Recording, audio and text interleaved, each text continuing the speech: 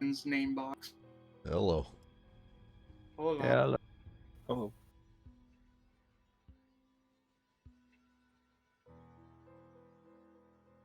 Hello, Tiny. Hello, Rev.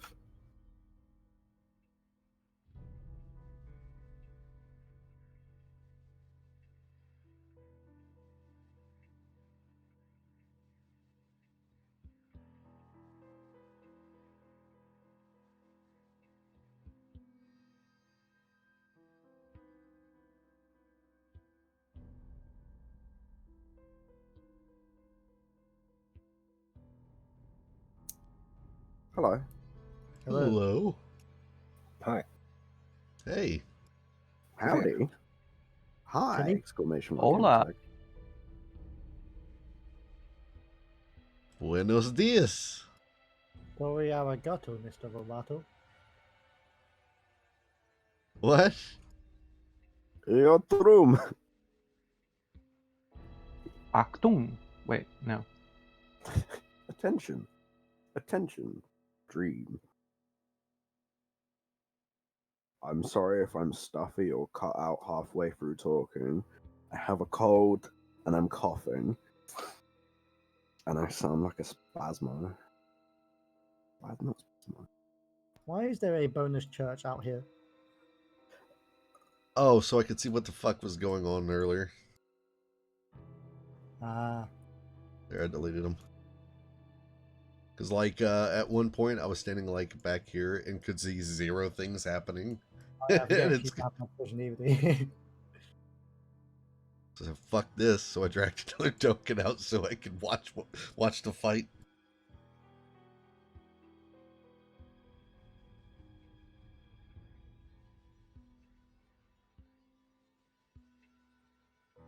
I thought you were at the ballista at the end of combat yesterday or last week. I was. I literally just moved myself. Like, I was up here. Oh, okay.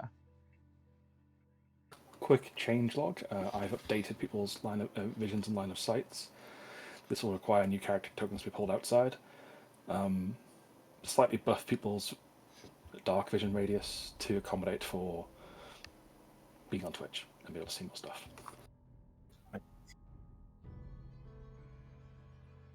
Added vision 2 tokens as requested for summons and wild shapes as well. Sounds like a lot of handiwork. Thank you. Yeah, thanks, Danny. Danke. Was there any more issues we needed to go over before we start? Nope. I don't think so, anyways.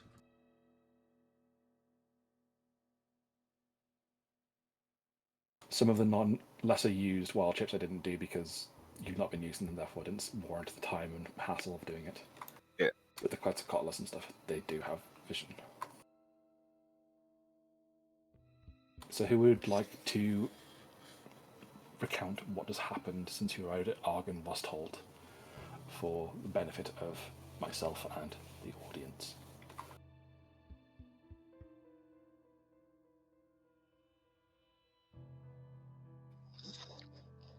If nobody wants to go, I'll give a quick summary. Feel free. So the party, after discovering the sacred relic or the artifact, began to continue exploring the hall in search of the old man whose visage they had seen in the window.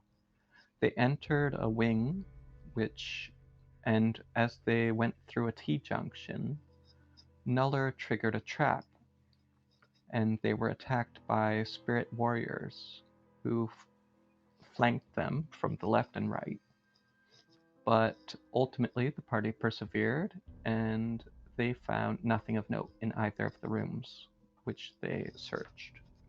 They then went to the 3rd floor, which took much longer than they expected, and were warned away by some revenants, including a man who looked like their leader.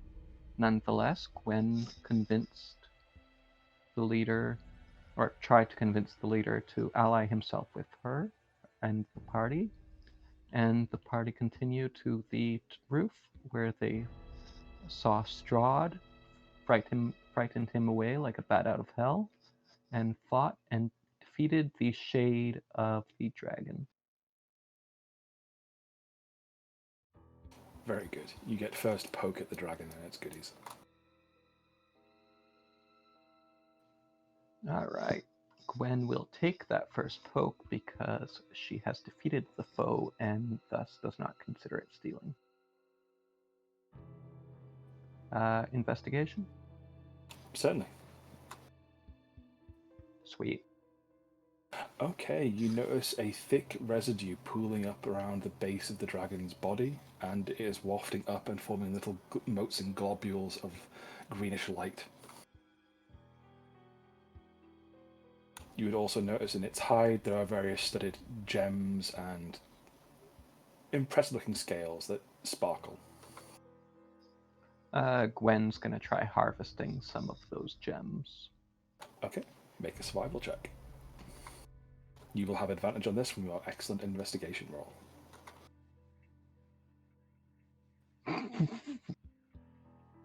Good thing. Okay, so you don't manage to do the best job of skinning this dragon, but you do manage to get a small handful of these larger scales that glisten and gleam like gems. So you can add a handful of argent-embossed scales to your inventory. Okay.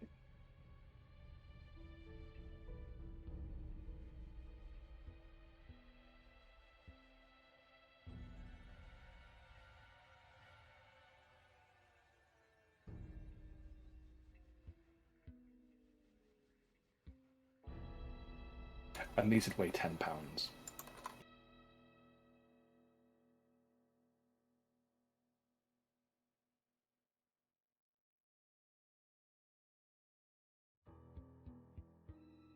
Would anyone else like to do anything involving the dragon and its remains?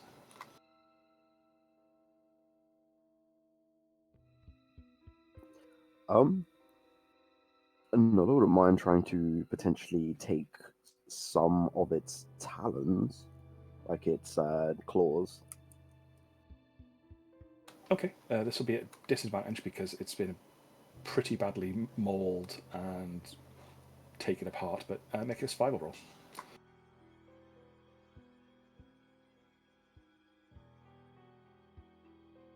Is anyone helping him to give advantage?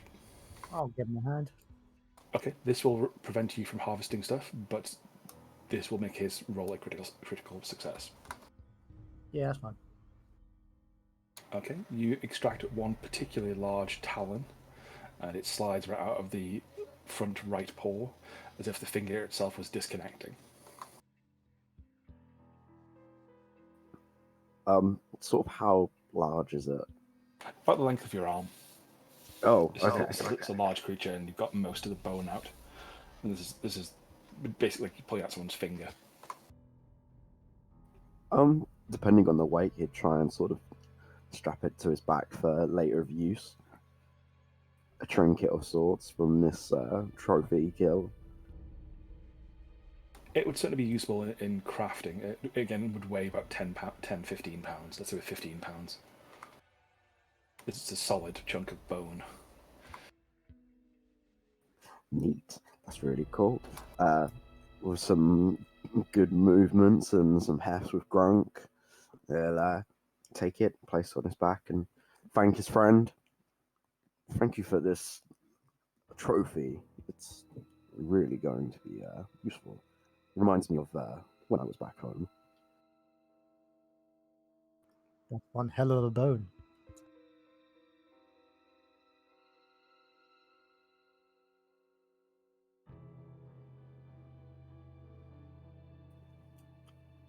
And what a fine bone it is. I have no idea what to do with this. Is Diller still at 0 HP? That's a very good point. Oh, I didn't even realize. Yes, I'm looking at it. It's like, are you unconscious doing this?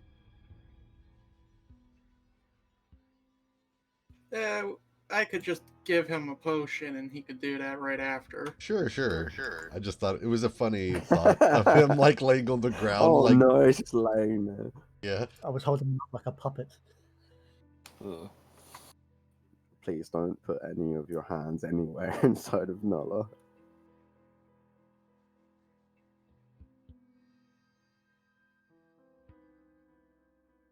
So Moira does administers a potion beforehand, and you gain 2d4 plus 4 hit points.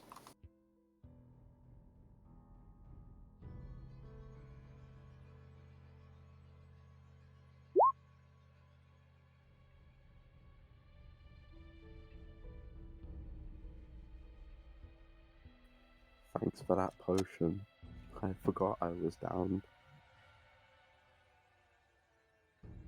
Okay, so you've removed its talons and its skin, and there is still the strange green fluid and essence pooling up around it. Anything else anyone wants to do with it?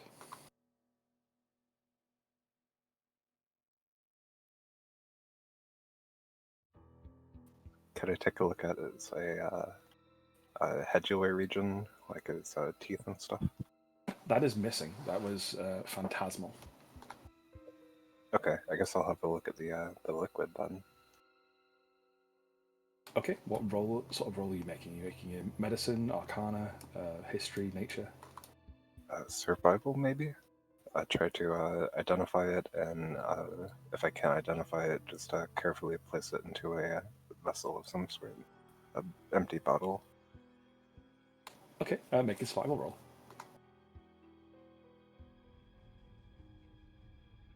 Oh no. Okay, roll a d100. Higher is better, lower is worse. So Crawl starts sniffing it, the pungent stuff, and almost has it waft into his face. But he leans back at the last second and doesn't get covered in this strange effervescent essence that's wafting off the dragon's body. He does not know what it is.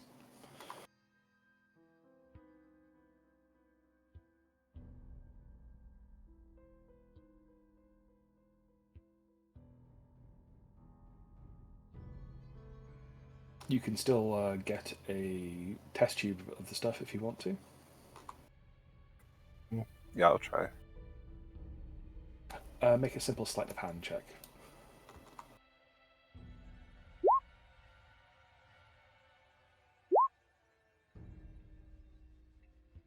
It's harder than you'd think to waft a vial safely through a cloud of ether, so you only get the one vial sort of the way filled.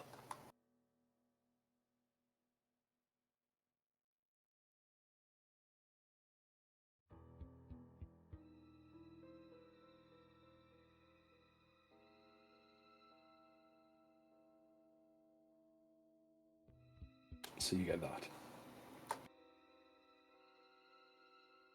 I will pack that safely away then.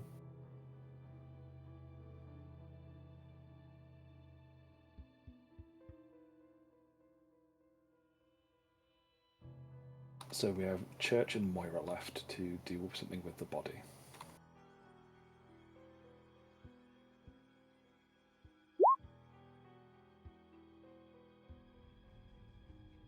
I don't even know.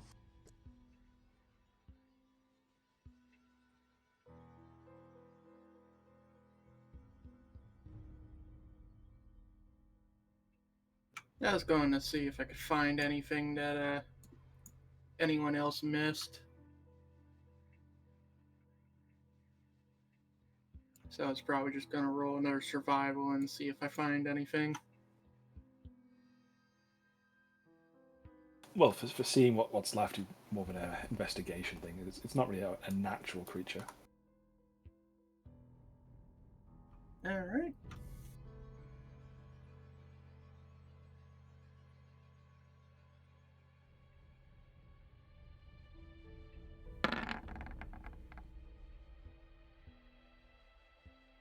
With a 15, do I find any more harvestable or worthwhile parts?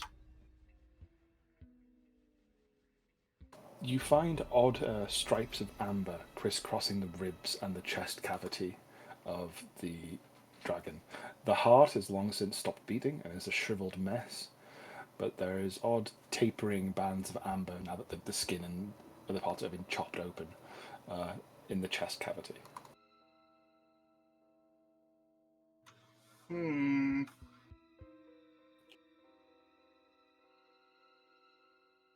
I don't think Moira saw the amber in the shrine, did she? Yeah, she was Not close up, no. Alright, so she probably wouldn't know what this is, so she'll point it out to anyone who's willing to listen.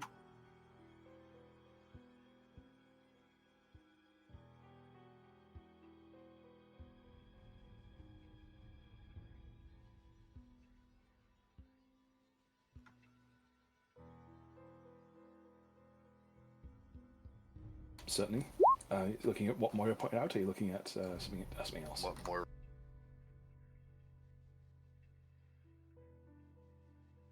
Yeah, you peer into the desiccated and twisted chest cavity that's sort of spilled open, and the ribs, it's like it's wrapping around it, like it's ensnaring itself like vines around the bones, around the heart area.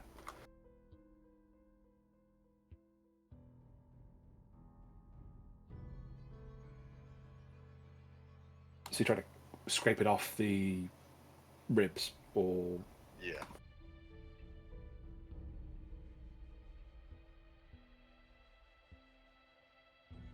yeah, imagine a sort of a thorny plant that's spread from where the heart would be, and it's wrapped its vines around the bones that make up the center of your body.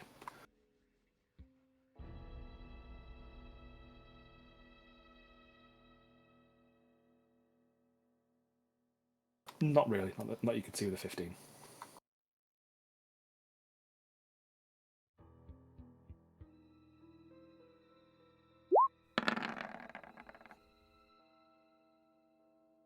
Okay, you'd imagine it's nestled somewhere where the heart used to be, but it's no longer there.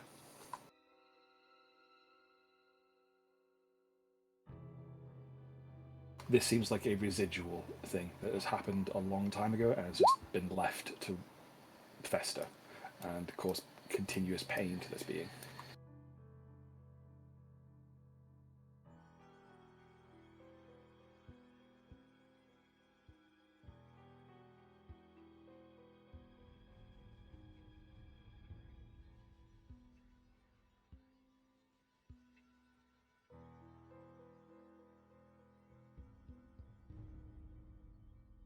So Church goes far away from the remains of Argynvost.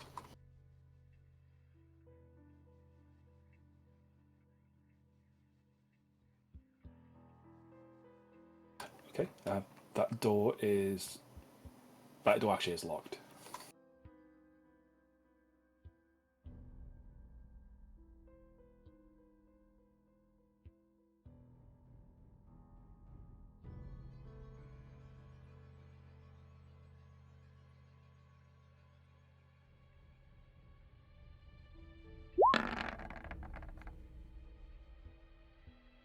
Yeah, it just appears to be locked. There are figures watching you from battlements on either side.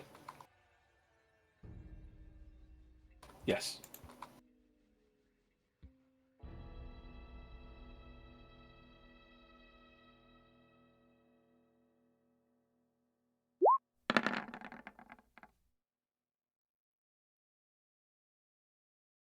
With some persistence, the door does eventually give way.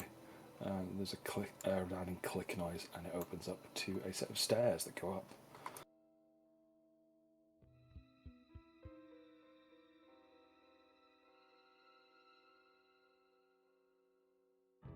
Okay. What does Moira finish up with the dragon with?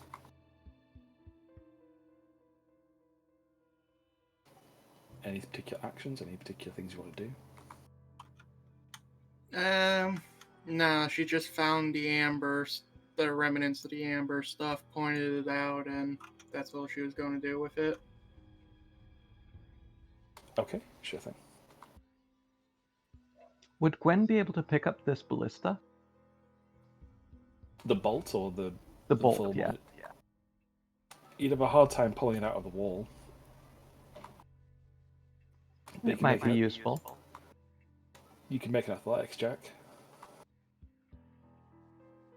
Yeah, you wrench it out of the wall, and parts of the wall give way. And you're the proud owner of one old ballista bolt. This would weigh... They are quite heavy.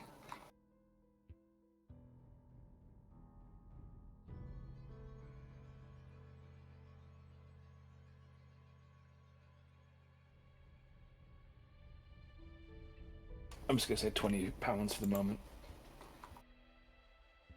Okay. It will require a ballista to fire it, but you've got one.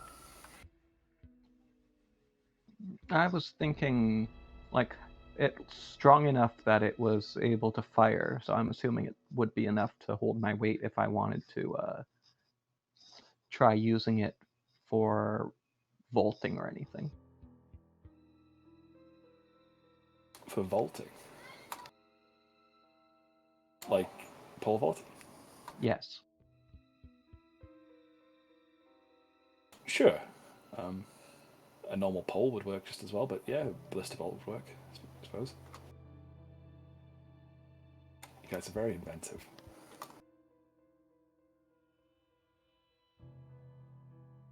Alright, Gwen's gonna strap the bolt to her back and loosen up the area where her shield is usually tied. Sure thing.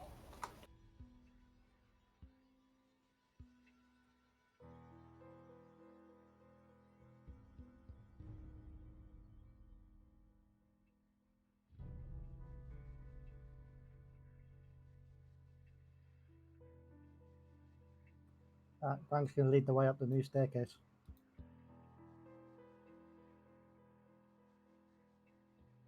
So you can see what I'm referring to. You'd see the figures in the battlements.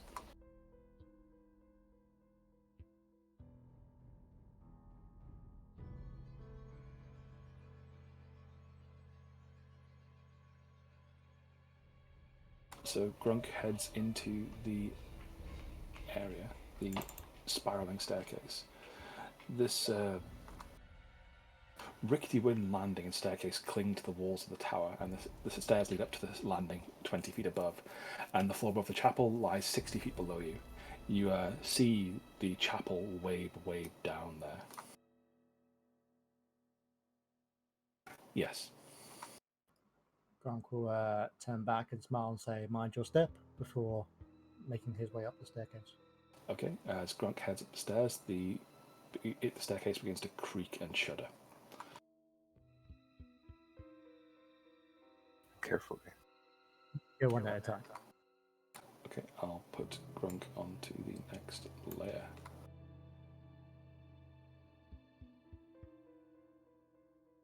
So he would see another set of stairs going further up, and yes.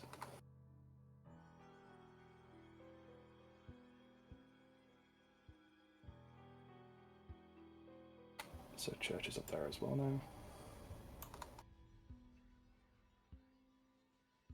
Okay, Grunk can move back a step.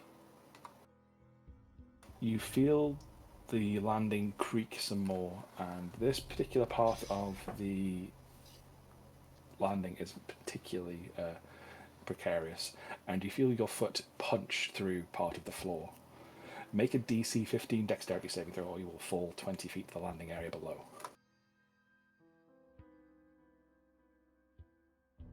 Okay, you go back down on top of Moira and Kroll. Can Gwendolyn try using her reaction to thrust the ballista in the way? So make something that's not as something above Moira and Crawl. Okay, sure, make a DC 15 sleight of hand check.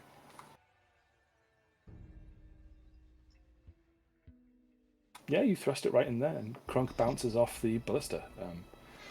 Krunk, make another dexterity save. You fall down to the chapel. Okay, before he does, I am going to cast Featherfall. Okay, with that he'd be able to just drift onto the landing.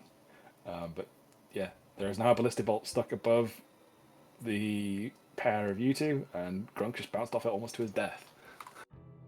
Grunk's gonna stand up and like brush his knees off and look to the pot and go, it's rickety. Like, be careful.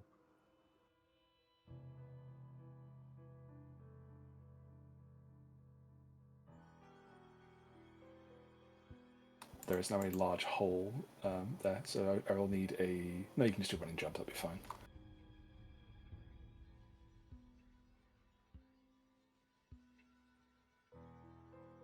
They are.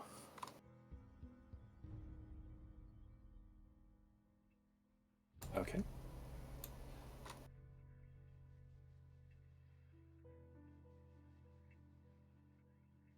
Anyone else going up the stairs, or are you all helping Grunk to his feet? Yeah, I guess can help Grunt get on his feet. Gwen does not trust those stairs. She is a bit too heavy to, between herself and the armor, to actually go up. Could we try making like a rope ladder up there?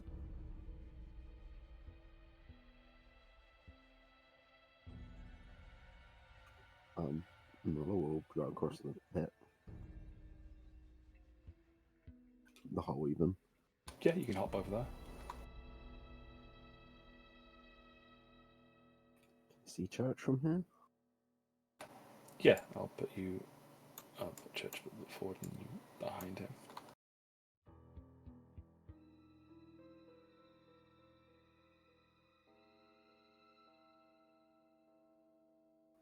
I've not seen anyone else. I just jumped the pit and go the hole and follow through.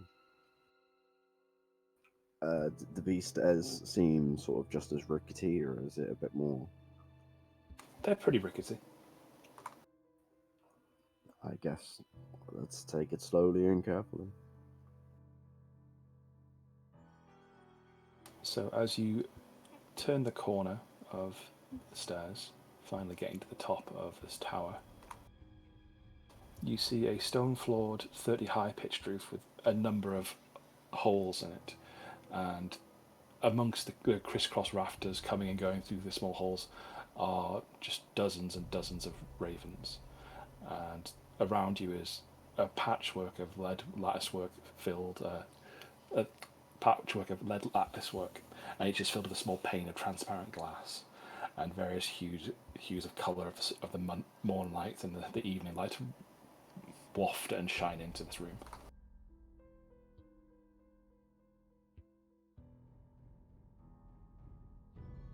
But I'll carry on.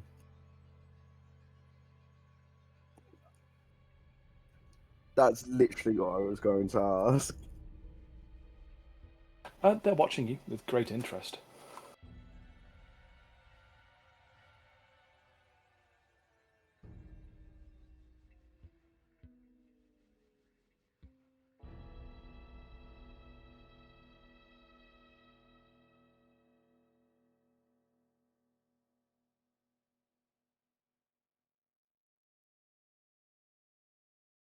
Okay, make an investigation roll.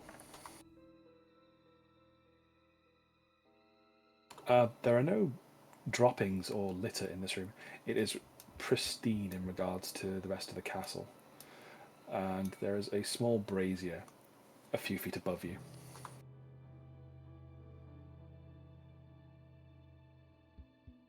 That seems to be made of a silvery material.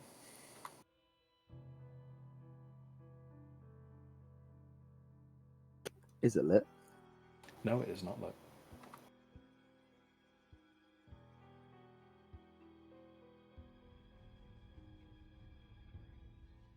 You don't have the best angle to look at it, but it doesn't look like it is somewhat dusty, but it's not covered in any sort of detritus.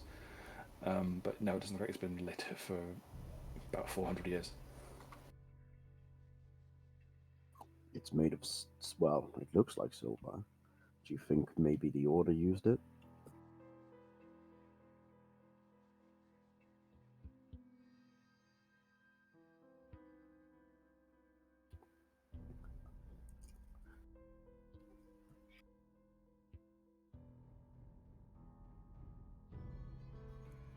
I mean, it can't hurt trying. Oh well, maybe the birds won't like it, but I can't find it in my list of things. But I was trying to do the thing where here it is.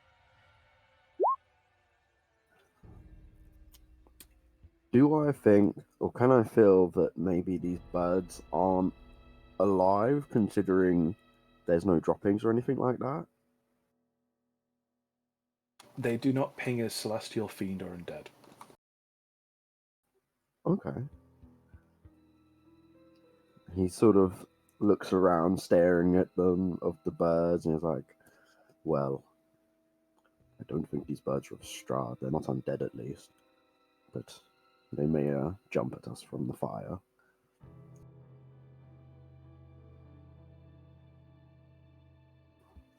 Go ahead.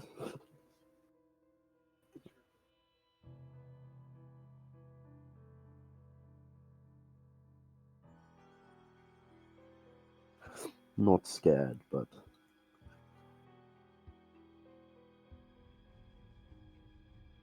The pitched roof of the tower is 30 foot, it's about 15 feet up. is it sort of... Oh, sorry, carry on. Yes. Jump on my shoulders. I think it's like 7 foot.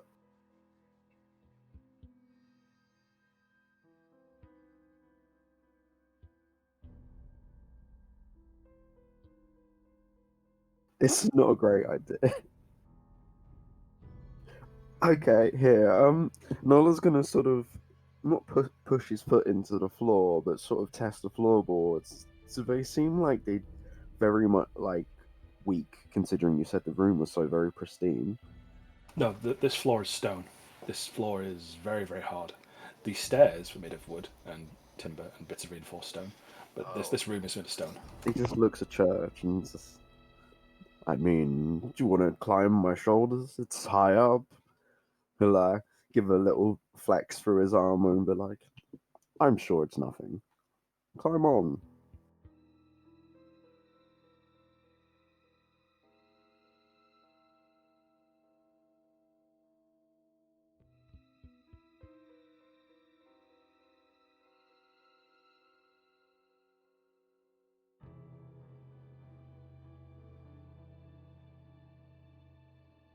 Okay.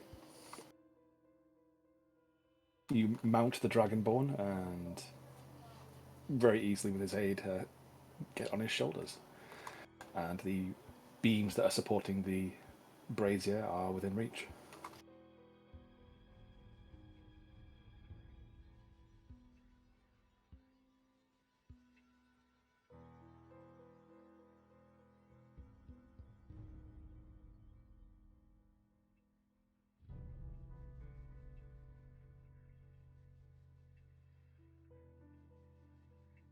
Okay, give me a very easy DC 10 athletics check just to pull yourself up.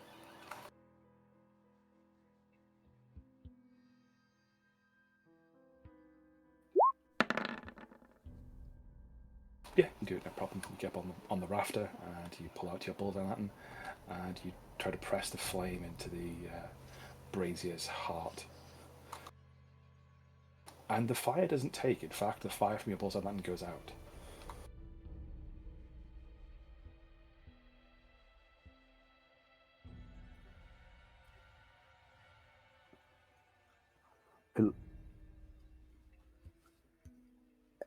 I have an idea. He'll look at Church and just, I've got quite a bit of heavy armor. Do you think you'd be able to support my weight?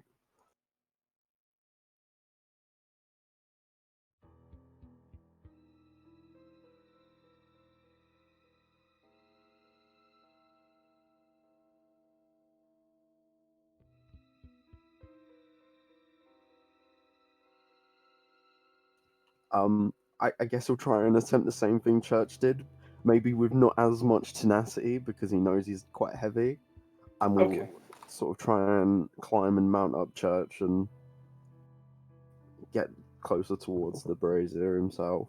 Okay, this athletics check will be a bit harder because Church is going to be a bit more wobbly holding you up. So this will be a DC 15 athletics check. For myself? For you, yes. Yeah, you managed to climb up with Church's help. It's a bit less dignified than Church's elegance and his fluidity of a cat getting up there. But you eventually pull yourself up with some grunting and some puffing. Feels himself wobble a little bit, and he sort of looks. Is it sort of head height now? The brazier? I can't. Well, now that you're on the beam, it is sort of waist height. It's a large dish-like creation made of this silver material with various inscriptions of draconic imagery on it. Anything possibly familiar or something he can read? Lit by the light of Argynvost would be written on it in draconic.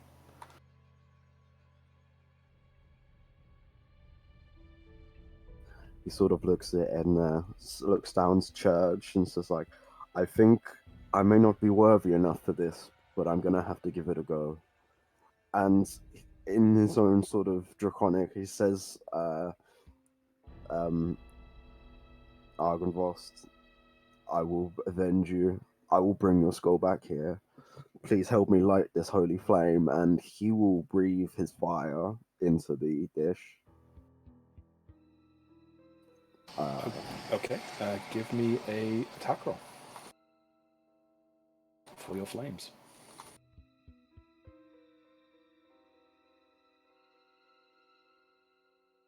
It's a DC 13 dex save generally. The brazier's not dodging.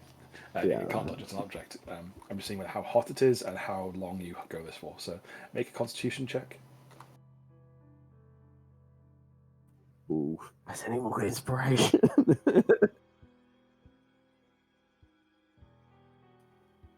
Are you sure? I still got that one on the other side. God. So you breathe for as long as you can and as hard as you can. It goes on for about 30 seconds of you just breathing as hard as you can, and the brazier doesn't seem to catch a light until the very end. The brazier is dull and lightless. But just as you feel like you're giving out of breath and you're running out of hope, little sparks begin appearing and the brazier smoulders to life. What starts as a small little flame suddenly rages into an incandescent inferno, and a bright white light spreads throughout the tower. A single tear sheds from the eye. You have 10 days to return my skull, or the brazier will extinguish itself once again, and the dragon shall re-emerge from its embers and smouldering flames, greater rage, greater sorrow than before. This voice would echo in your head as the voice from the mausoleum. How many days was that? 10 days.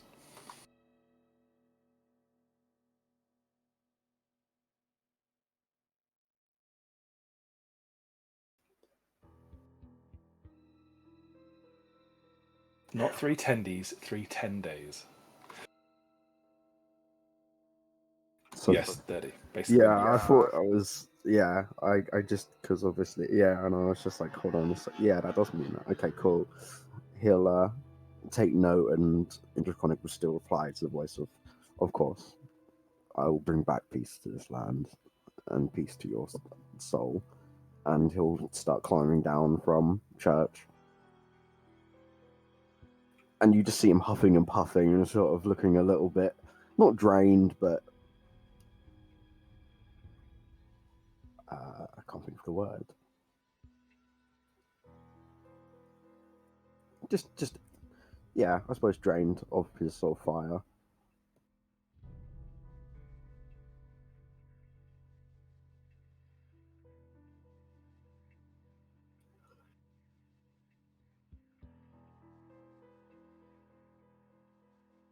Well, it took a lot of breathing. I heard a voice. We have 30 days to get his skull back. I think we have a time limit now. We need this place and to stop that dragon from, or the shade from coming back.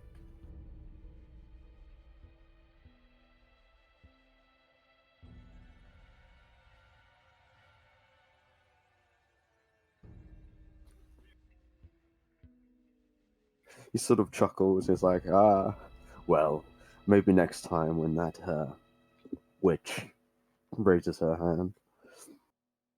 He's just chuckling and laughing. Maybe we should climb down carefully this time.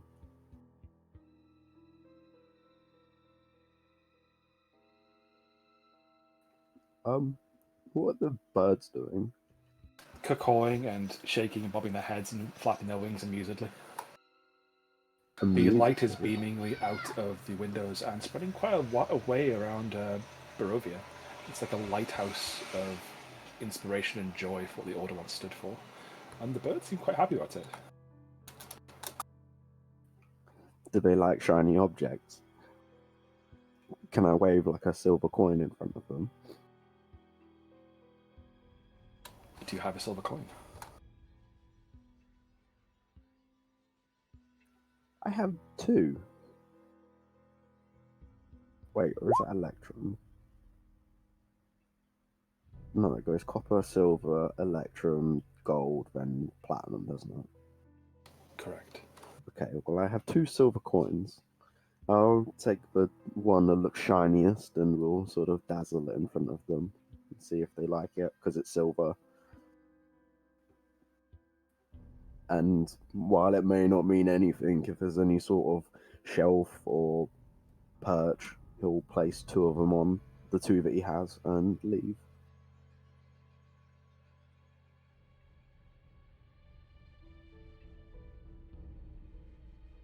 Okay. The ravens sort of all gather around one corner looking at it and cawing and ha-hawing, as birds are wont to do when they find it amuses them. Weird creatures. Wonderful though. Good old life. And he just sort of wanders back down the stairs.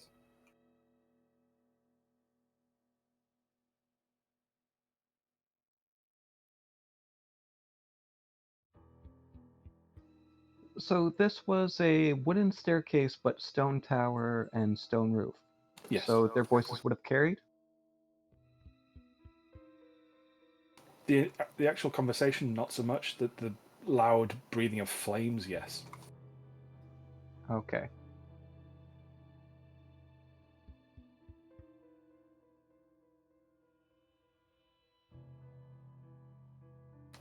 And the handout should be there in a second. As long as I'm not being...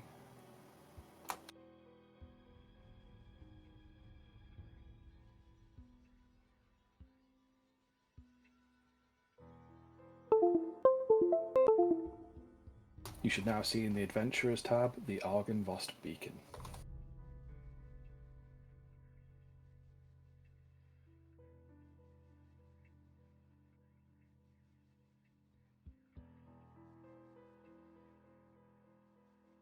Oh, cool.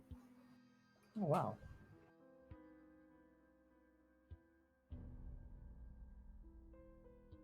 +1.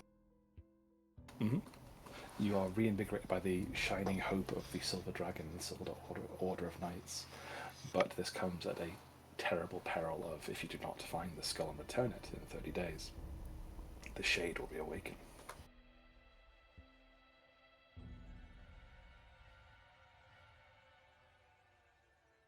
Gotta make it count then.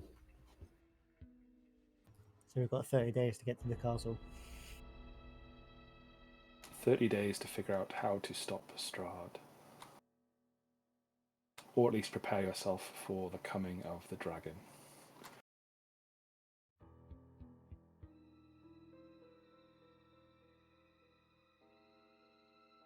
So is that just +1 in general and saving throws? +1 to your AC in general, and +1 to saving throws. Does that include death saves? Yes. Hooray, I have a reason to update the global save throw modifier. Oh, there's a global saves modifier. Yeah, if you press the cog, it allows you to adjust everything for these bonuses. Yep.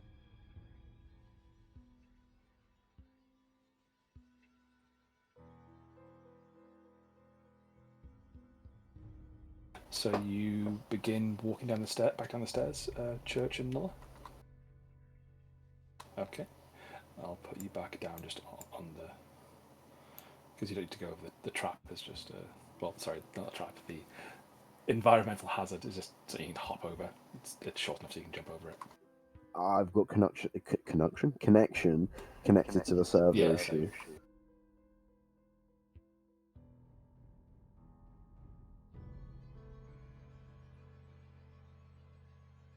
Is there a +1 to AC on the cog?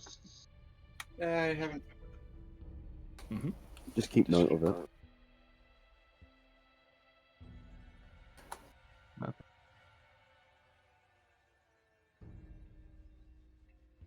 Smoke weed every day. My tiny life 1986 just laundered Revocane some drug money. Connection to jokes interrupted amused. Well, I can't do anything while the stream is, the server's down, so I might as well post my 23 months of subscription.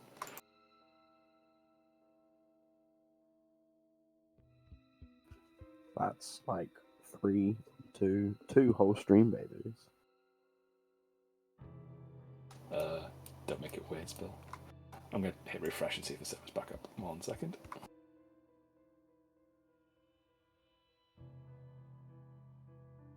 That was a very emotional part of the story. We have relit the beacon. Yes. Gondor course raid. You have temporarily relit the beacon of Argynvostholt, what remains of the castle. The dragon spirit is radiating once more, but it is burning down, and the cursed and haunted remains of its existence may come back to find you if you do not return the skull within 30 days. Return the slab. Okay, the site is still down.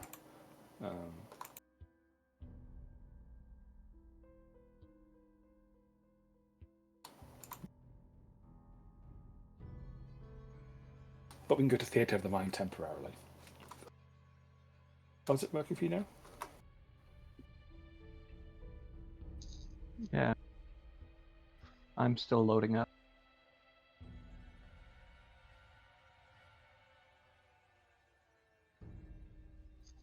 No, my connection's still interrupted. Yeah, I'm sort of stuck just loading. Likewise. Thanks, Rod.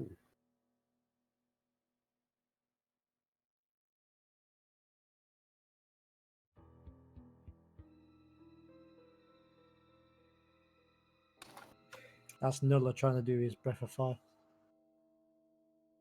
The reason you thin your paints when painting miniatures.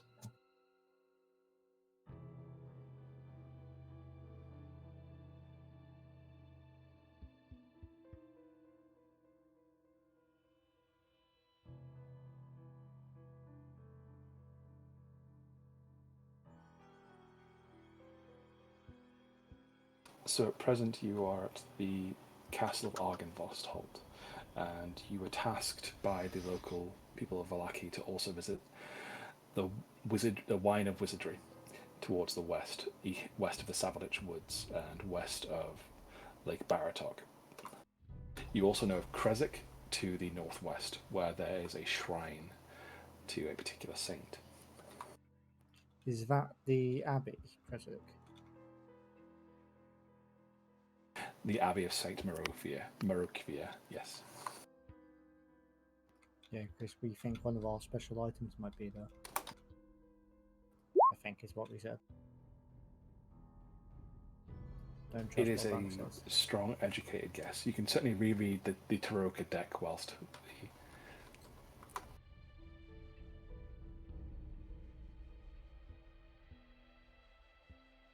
Bloody thing.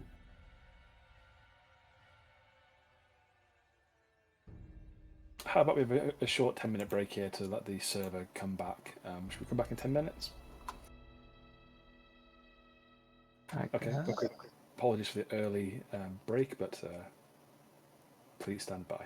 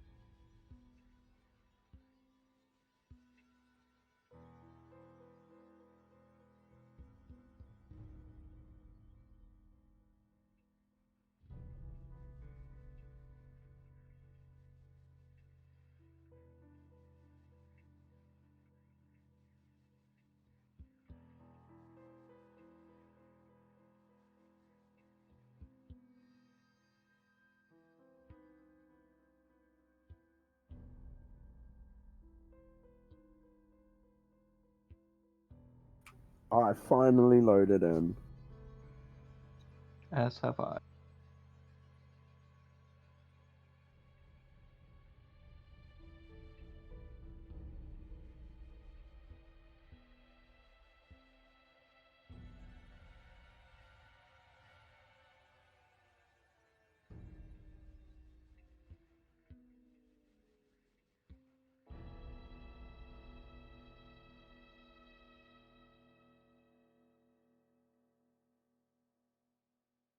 And I'll be back when the breaks it. Hold on a second.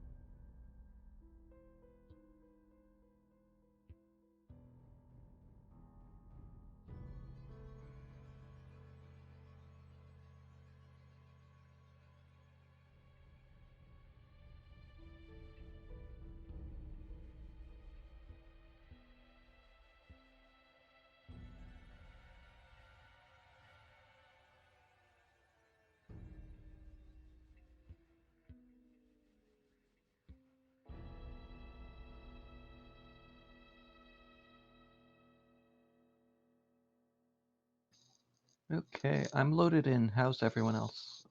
Are you still off the server? I think I'm loaded in fine. Yeah, it seems fine now. The tarot card wasn't wasn't loading for a minute, but that's fixed. Yeah, I'm back in now.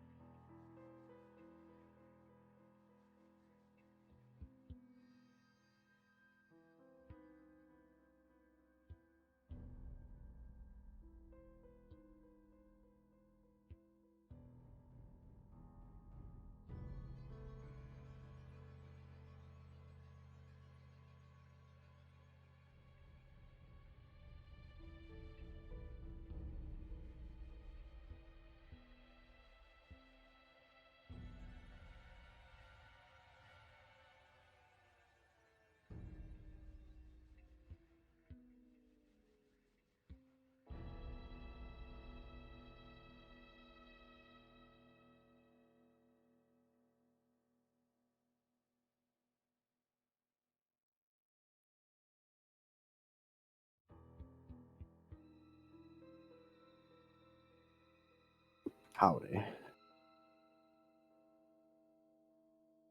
Oh, I got me a bowl of cereal.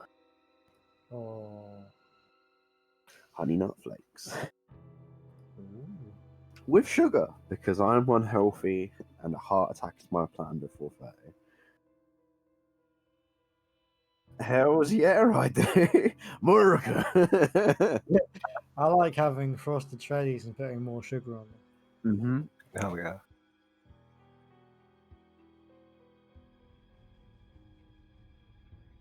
Literally.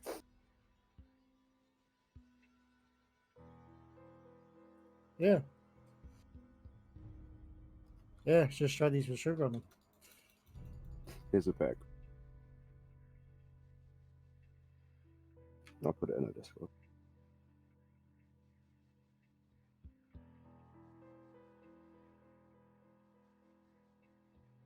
Oh.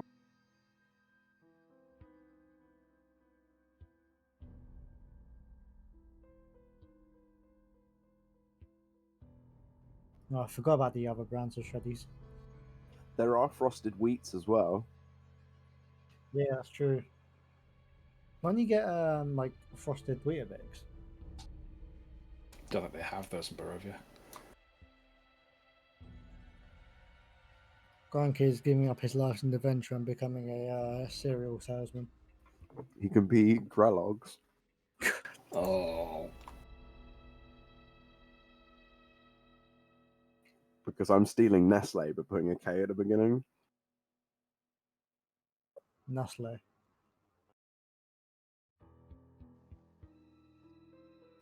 Yeah. So Grolog's slogan would be what? For all your whacking needs? Smash. Smash your mouth with flavor. Smash your mouth with the flavor of pure wheat cereal. It's just ready for smashies. Full of grains, wheats, and the blood of our enemies.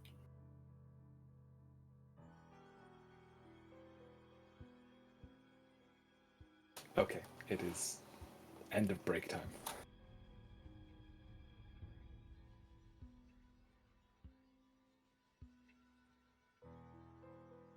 I've got a Nulla, I've got a... What the hell is Moira's avatar? I believe Blade's answer was the reason you dilute your paints before painting your minifigs. Yes. Then your I've seen many Space Marines painted badly. That's a pretty top tier one. I think that's one that's melted as well. His face when Nulla was breathing fire. So it is about 2 o'clock, 1 o'clock in the day, in the middle of the day, atop the Tower of Argon Rostholt. You have 30 days, and you do not yet have all of the relics of Strahdian, Barovian mystery and history, as told in the tarot cards. So I say I think we're done here now. I say we grab the guy we left in the cellar and head towards Cheswick, is it? Krezik. Cheswick. I keep forgetting about that guy. Isn't the winery on the way to Crescent? Isn't it a bit past it? I can take you to the world map if you'd like. I'm happy with you guys just walking out of here. If you're not taking any more hostile actions or anything else of note. Well, Gwen does want to report their success to the guy she met downstairs and try and nudge him in the direction of, again, seeing if he's going to provide them any kind of support so they can end Strahd's reign. The Lord Hornbill on the draconic throne. Yes. You're going to go bother him again. Okay. With the beacon up, his body is inanimate. His soul appears to not be responding to anything. He's been put to rest. It would seem so, but temporarily, as you know that the beacon is only lit for 30 days. Has Nuller and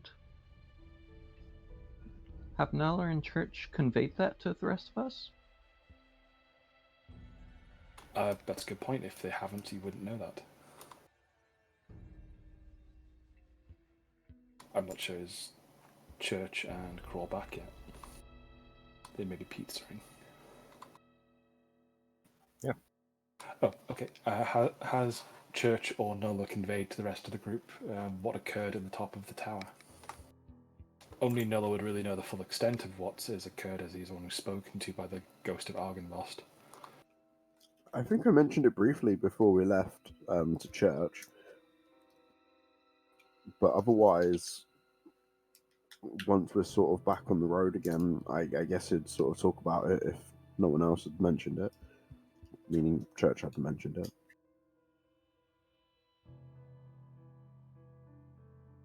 Well, let's turn sort of narratively. You've done you've done what you did with the brazier, and you come back down the stairs. The party is there waiting for you on the landing. They have heard your dragon breath go off, and how does the party respond to Nulla doing this, or having heard this?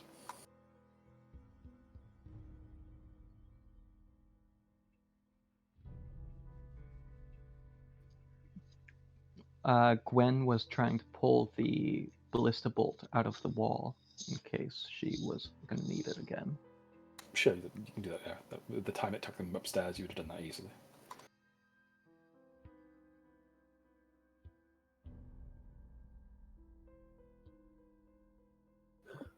Well, no one seems as interested, so I guess I'll wander down with the party and say, "Come on, it's time to go.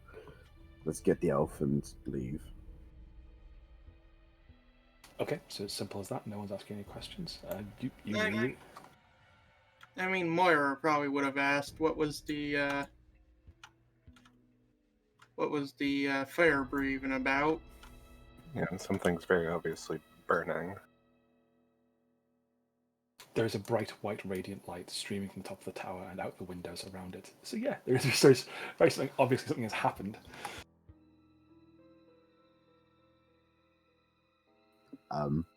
Nola would definitely be wandering outside before saying anything to sort of admire the handiwork of the giant bright light. If others gather outside, he'd start saying, well, the handiwork.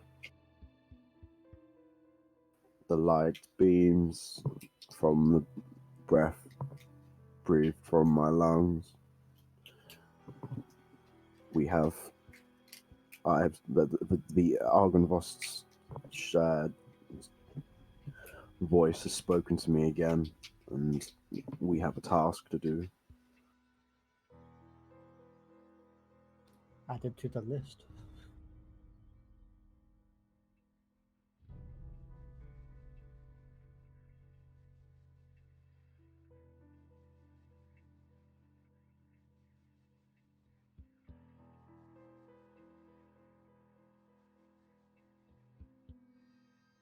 Oh, how we've grown as a party.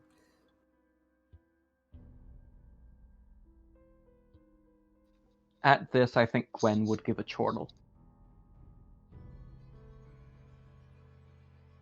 Probably given hope to a lot of the people in Barovia that can see it. You two did good work up there. I guess it rings true from that crazy place. All will be well, as long as we crack on. We have, it said, 10 days until our task of lighting this beacon will fail, and the shade will reappear, probably to hunt us. We may want to move and get on with what we're doing and try and find these other odd items. And they'll sort of handle the amulet, sort of looking at it.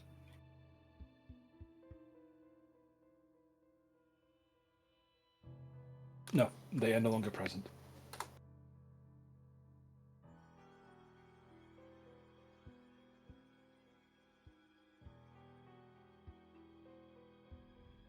The ghosts have all faded away.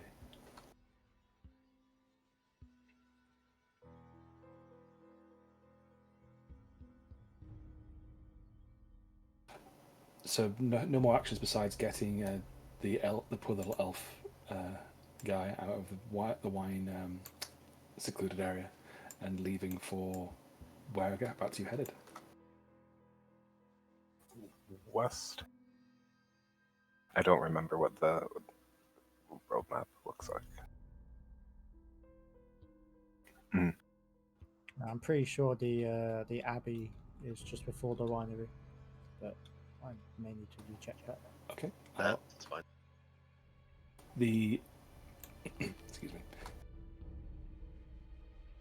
The elf you had helped in the wine room. His name is... Oh, God, please load. Savid. I'll just double check that. Savid, correct. You get inspiration Hey. from remembering that. Hooray. Savid rapidly departs your company and speeds off back towards the Dusk Elf encampment near Valaki. He thanks you profusely and hopes that whatever blessings the amulet has will serve you well.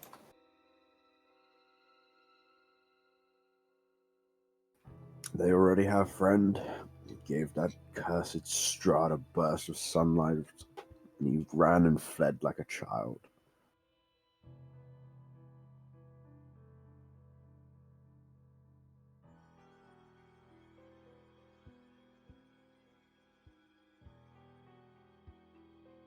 I always press Control and scroll. That should be Shift and scroll on moving the maps around. Really irks him.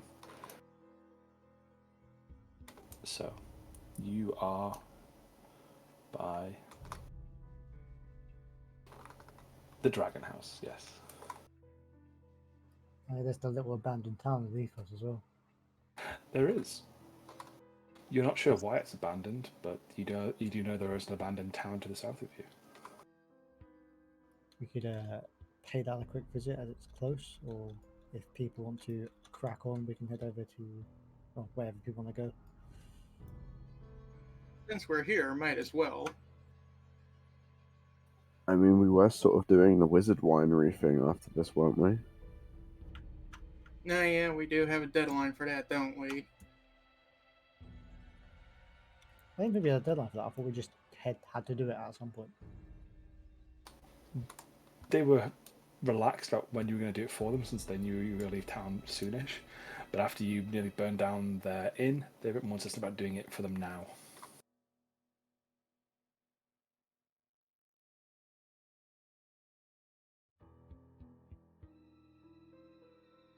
I mean, the town is right here. And it's kind of on the way to the winery in a weird way. But, I mean... You didn't do very well geography in school days, did you? No. Well, like we could go down to it and then a left to that road and then back up. That's a long trip.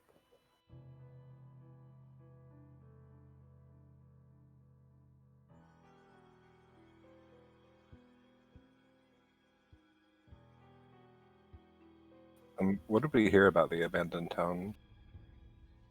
Not to go there. Okay. Alright, No. well then it's settled. I mean, we were told not to go to the Dragon House either, and that's where we went. We'll be told not to come to Barovia.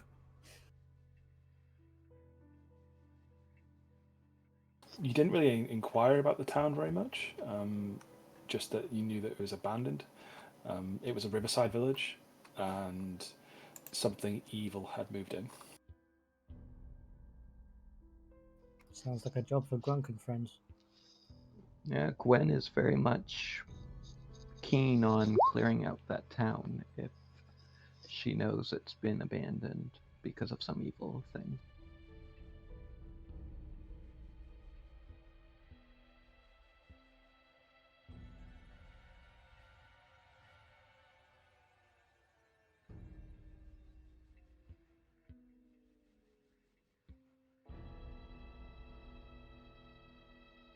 shall we?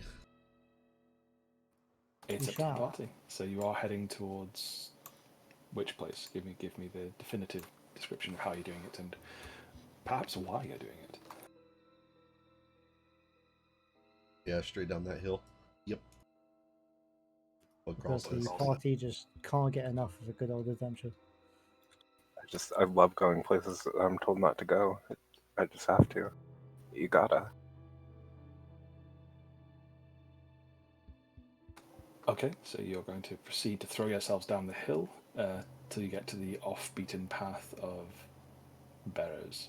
Exactly. Who is leading you on this misbegotten adventure?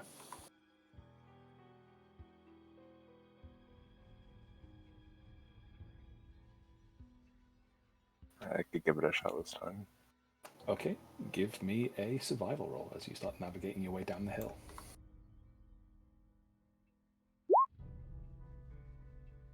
For all his Tortolan sea expertise, he seems that he is a turtle of the hills as well, and leads the safest route down the hill as possible, but also very, very fast route. There's one or two times it looks like he's losing his footing, but he eagerly just bounces down the hill. And it takes you not very long to get down the hill. Let's say 2 hours, as it is difficult terrain. But you do get down to the road without much of a problem. It is now about 4 o'clock in the afternoon.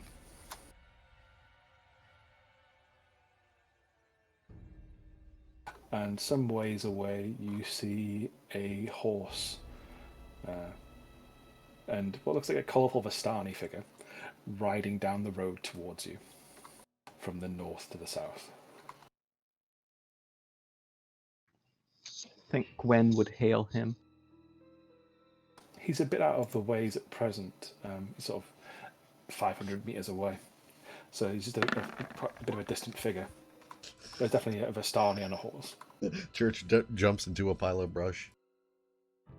Okay, yeah, Church would disappear from sight.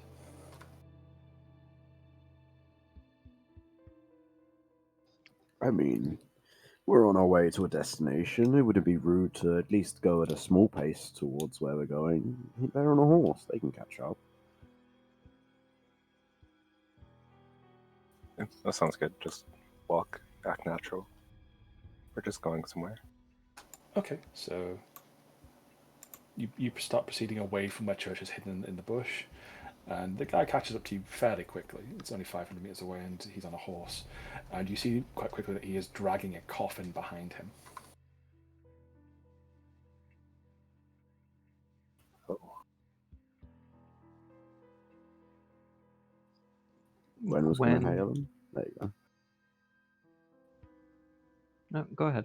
No. I was just saying. I thought you were going to hail him, and it went quiet. No, Gwen was going to hail him and not really beat around the bush about the coffin. She would inquire, Sir, why pray tell are you dragging this coffin along with you? The master told me to bring it to you. He saw you had finished with your business in the castle. He said to find you near her village. Her village? The one who resides in Beres. And he guffaws and takes a swig from a bottle of wine and burps quite belligerently. He looks bleary-eyed and has a bit of a twitching look in his eyes. Gwen is going to try and persuade him to give some more information about the one who lives in the bellows. Pray tell, we have never heard of this person. Could you perhaps tell us more? Make a persuasion check at disadvantage, as he is drunk. Alright, that's 19 plus 3 from the Royal Envoy. Okay, that would certainly squeeze some information out of him.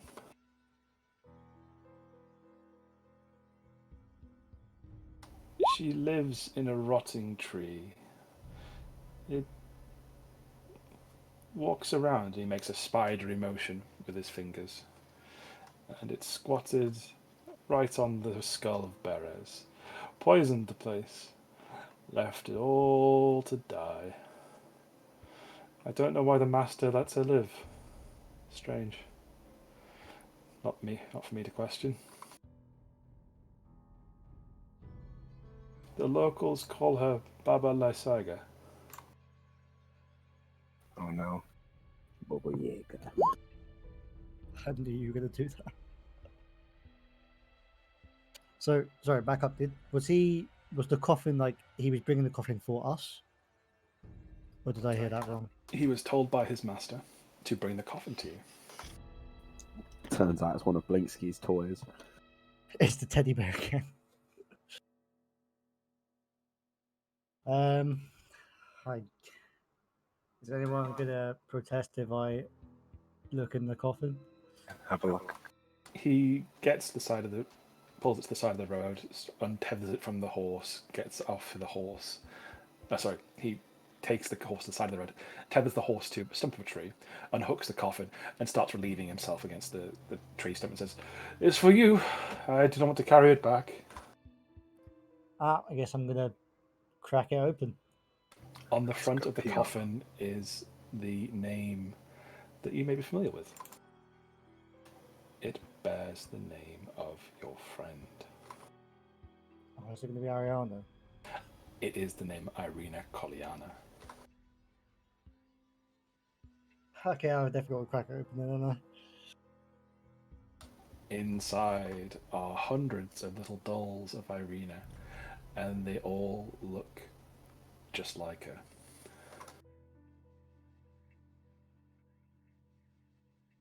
Creepy. And there is a note inside, nailed to the lid of the coffin. What does the note say? My dearest, dearest Irina, I know who you really are. Tatiana, the one I have been searching for. I now know where you are, and your protectors have left you. I will find you and make you my blushing bride, dearest Strahd. Consider yourselves cordially invited to our wedding, my dear interlopers. At this, Gwendolyn would try to convince the party to head straight back to Valaki. She would say, although we have done the task she hired us to do, we cannot allow her to fall to the predations of that monstrosity. We must protect her.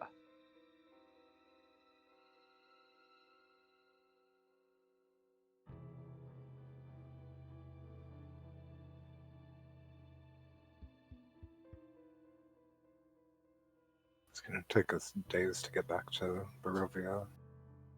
She's in Strahd- Valaki. Oh, right. Okay. You specifically spent 2 months of my life taking her to Valaki. She's definitely not in Barovia. Yeah.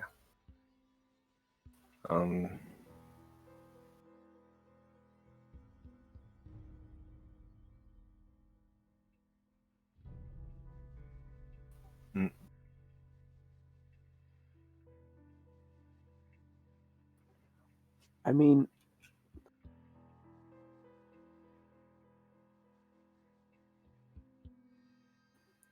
leaving her is a bad idea, but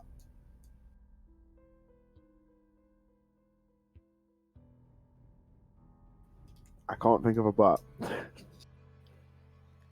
It is far away. Sorry, Conan.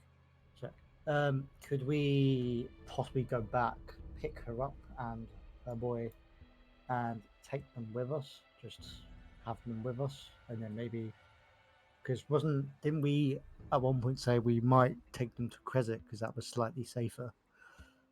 Kresik is known to have the Abbey of St. Markovia. Strahd has first found Irina. He's referred to her as the strange name, though. The name doesn't make sense to any of you. He is referring to her as Tatiana. feel like that name's been said before, and I can't think It why. has been mentioned before, but no one picked up on it. I know, I'm trying to remember where it got mentioned.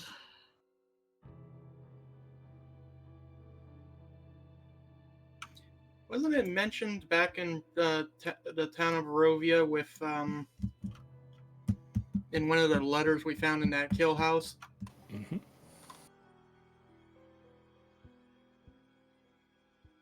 I don't remember what the context or what the letter said. We didn't have it with us, did we? We didn't take it. We just sort of read it and was like, oh, okay. I think we kept the deeds. Yeah, we definitely have the deeds, but we didn't keep the letters that we found. Just kind of put them back away. Yeah, technically you own what's left of the remains of Old Bone Grinder and the Death House. That's free real estate. I hate you.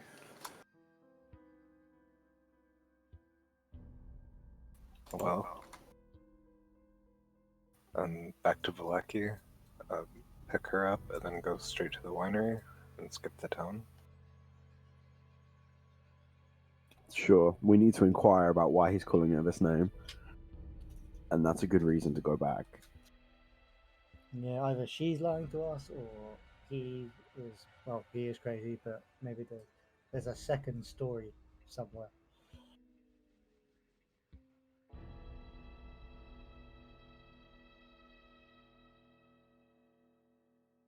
So, Grunk, make a dexterity saving throw as the dolls start moving and jostling towards you. Yeah. They sort of start swarming out of the box, but you rapidly slam the coffin lid shut, and the dolls just start rattling around inside the coffin. Creepy. Has anyone got any fire? I'm all out. Well, as much as I'd love to set fire to a coffin full of creepy dolls, I do feel like they're kind of voodoo-y, and I'm worried that if we set fire to that, we're gonna do something bad to Irina. Why would Strahd harm his soon-to-be wife? He's a weird guy. Yeah, but would he set her on fire? Mm, Would he really? Was he that sadistic? Was Isaac collecting all these creepy dolls for Strahd then? Just for this one, one pun-related thing? Well, we don't know what really happened with him either because we sort of left Valaki. Like, we saw him in the house. He seemed he didn't make much of a fuss. And yeah. I think just chain up the coffin and I guess leave it. I don't really feel like dragging the coffin around. Collier is bent over laughing and slapping his horse's back, going, "They did not like that present from the master." Can we take his horse? Are you saying that in character? I'm kind of whispering it to the pie.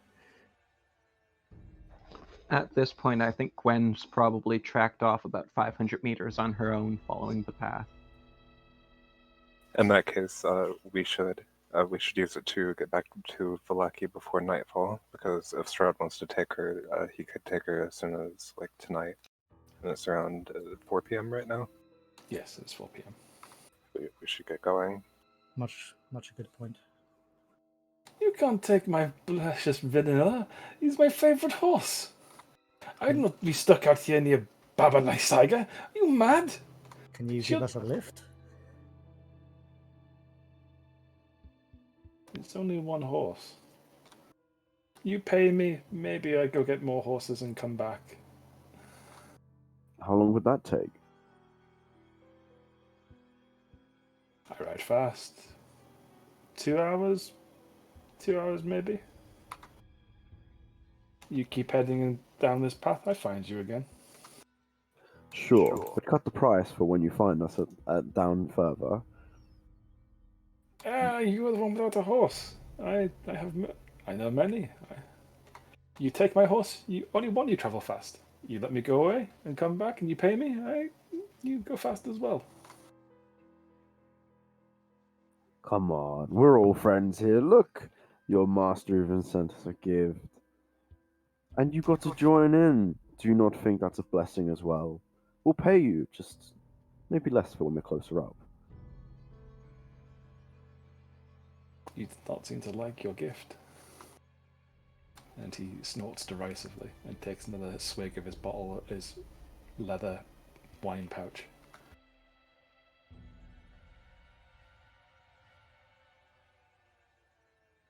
If he was to go back and bring horses to us, would that be quicker in sense than us just walking back?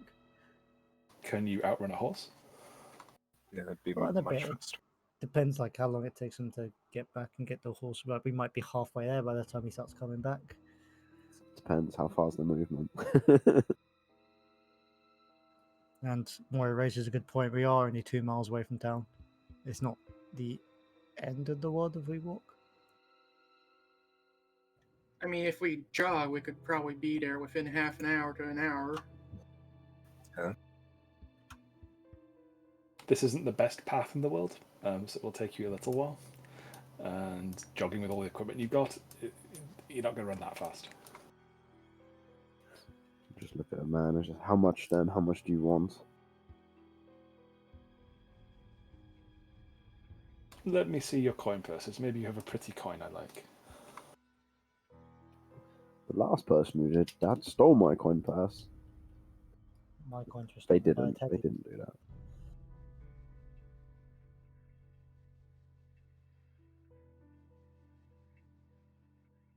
Do you let him see in your coin purse?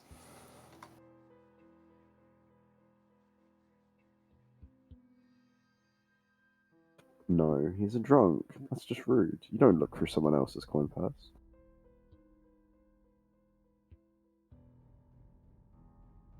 He looks a bit saddened by this, and his eye starts drifting and going a bit cross-eyed. And he goes, not so friendly, these types I meet on the roads after bringing them gifts from our master. Fine, 10 gold. I do for 10 gold. Nulla will give him 10 gold. Fine. You swayed us. Go get your horses, but please, be quick. He takes off galloping on Vanilla, leaving the coffin in front of you. Its lid banging, and he disappears quickly down the road. We better make pace and move up with him. Get our gold's worth.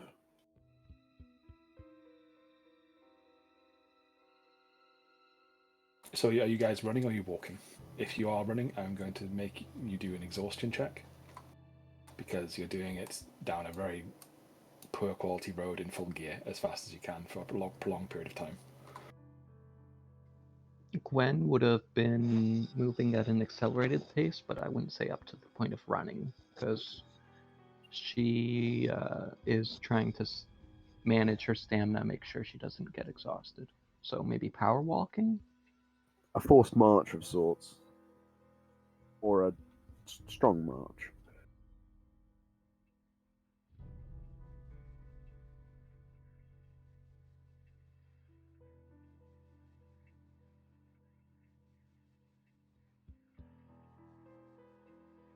Okay. Well, which is it? Are you going? If you're just walking fast, sure, you can do that for as long as you want to, within a reason. If you're doing sort of a forced march and going as fast as you can, there'll be checks, but you will move faster, and you'll meet up with Collier quicker.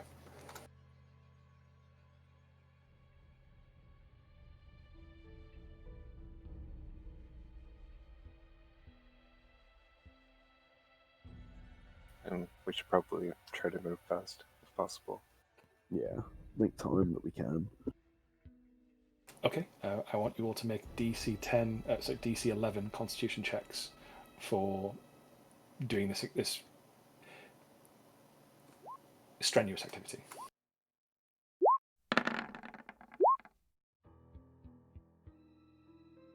Any modifiers based off the amount of gear we're carrying? No. Cruel as a machine. Oh, It's almost like you jumped in the river and swam there. Was this a Constitution save or just Constitution roll? Just a Constitution check. That's actually a very good idea.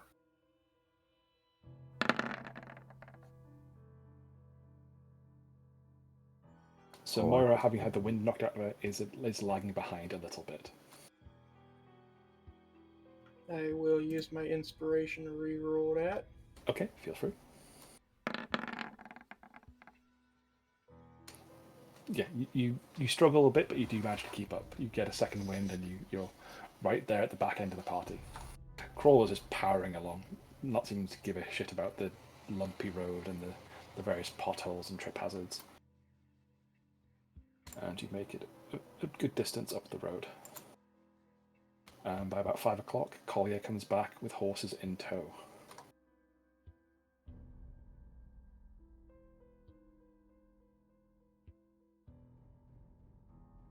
And he pulls up alongside you and goes, "Oh, you all look very tired.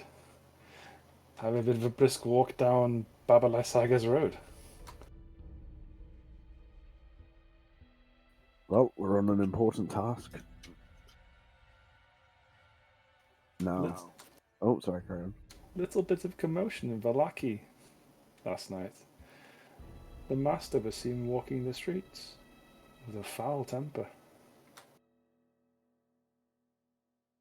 Must be why he sent you that bag of surprises. I don't see it with you. You did not leave it behind, did you?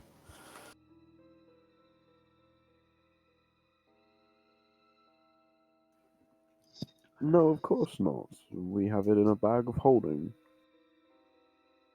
He'll point to Moira. Tiny girl carries big coffin. Oh, very strange. Would the party have caught up with Gwen, even though she had the head start, or? She wouldn't have had that much of a head start, and with Crawl's 22, I'd say yes. You'd all be together at this point. Alright, in that case, Gwen will try and intimidate him to shut him up and make him hand over the horses as quickly as possible. Okay, what are you saying in particular? She is just going to give him a death glare and notion to the horses. Okay, roll intimidation check with advantage. Yeah.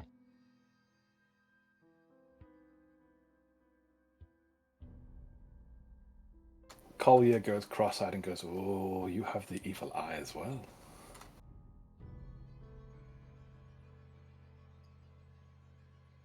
We are in a hurry. That's why I brought the horses, do not worry.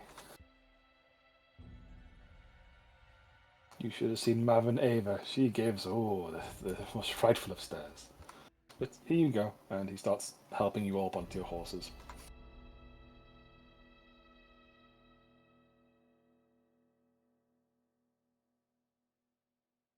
And you can all make investigation checks to see whether you notice anything.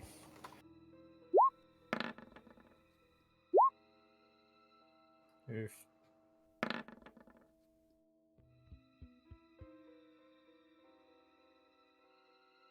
Nulla would recognize these horses as being ones from the Vistani camp. Is the one that we had with us, does it recognize, is it here with them and recognize us? No, sadly not. Aww. Nuller and Gwen both got 16, so Gwen would recognize them as the previous horses as well? Yes. These have been lent to you by your friends at the Vistani camp. You're not sure why Collier is so strange, having come from that camp of Vistani, but he's clearly linked to them in some way. Church's horse and Grunk's horse, roll D100s.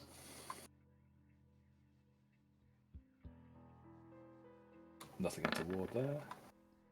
And nothing untoward there. The horses just don't seem to like you two very much. So they whinny and cry out a bit as you two get on your horses. But you make it rapidly back to town. Collier does not follow you once you get to the bridge. He turns off and heads to the west. the northwest. Oh, he doesn't want to chat and come with us. Smoke weed every day. He gives you instructions to leave them with the Vistani outside of town. If not, leave them with someone in Vallaki and he'll track them down. The Vistani will be told about it. He has other important business. And he gives a wine-stained grin about that and nods at you.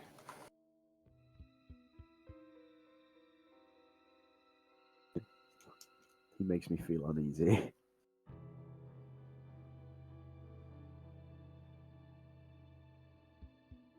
Why's that?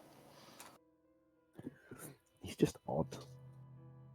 Isn't he's everyone here? Yeah. You can make a medicine check if you want to. No, has he been charmed? I have no idea why, but sure. You get that he is definitely mad from being around him, and he is suffering some severe psychosis from dealing with the master. It just looks like, this poor man's mind is warped. No wonder it he gives me chills.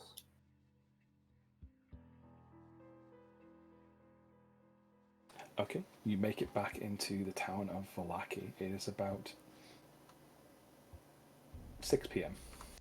This is also taken. Excuse me. This would have taken scant time at all with how fast you made the time down the road and how quickly Collier went and got the horses for you. Whereabouts in Vallaki are you going to?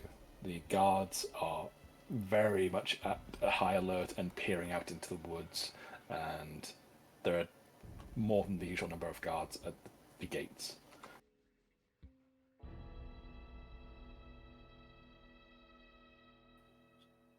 Where did we last leave them? It was at the Burgermeister's house, wasn't it?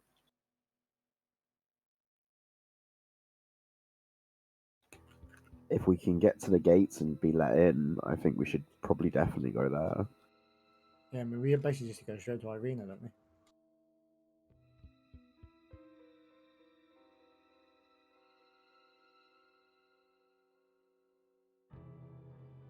Damn it, I did it again.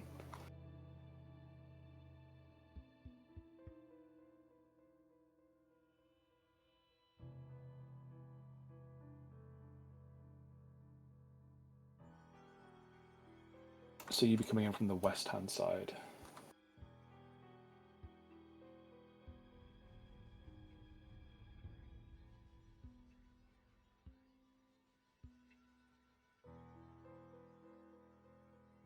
Damn it, where's my little marker? There you are.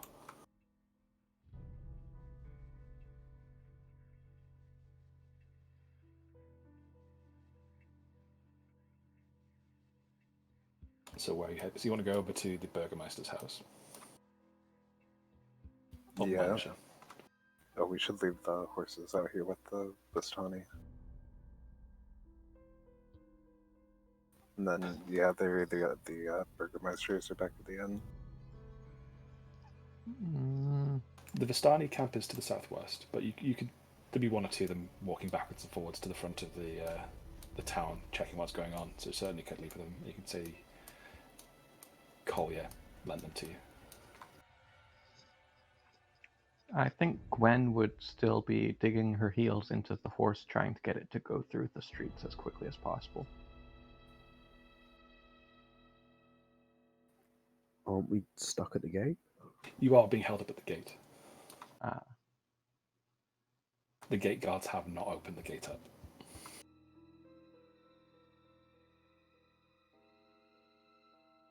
And they have spears at the ready and look very on edge. There's about 6 of them at each side of the gate. Well, We heard the terrible news. What happened? Where? It was him. He was seen walking, just ambling down the centre of the streets in the town, tearing down banners of all be well. He was in a foul mood. His brow was burning and his eyes blazing.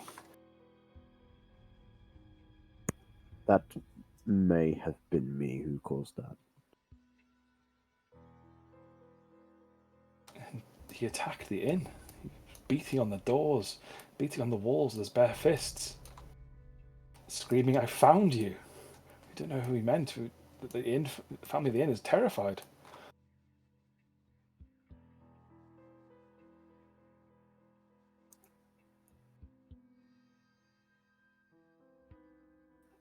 We know who he seeks, and we seek to protect her. We want to remove her from here so that he will leave you alone and we can continue protecting the friend of ours. We need to speak to the Burgermeister at once. The guards look at each other very concernedly, and one of them is sent off with a nod, running to the Burgermeister, and you are let in. He'll thank him and just as a passing sort of like, you will be safe. Remember, all will be well, and we plan on making it that way. Okay, the gates are open, you are let in.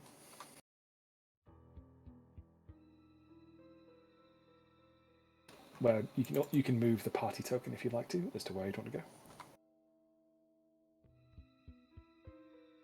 I guess we'll be going down the street, guys, yeah? Yeah, I'm guessing we want to go straight. Well, she's at the inn, isn't she? We left her at the Burgermeister's house, as far as I remember. We took her and Ismark and Lucian. Child, spoke to the Burgermeister to collect them, to offer them sort of safety.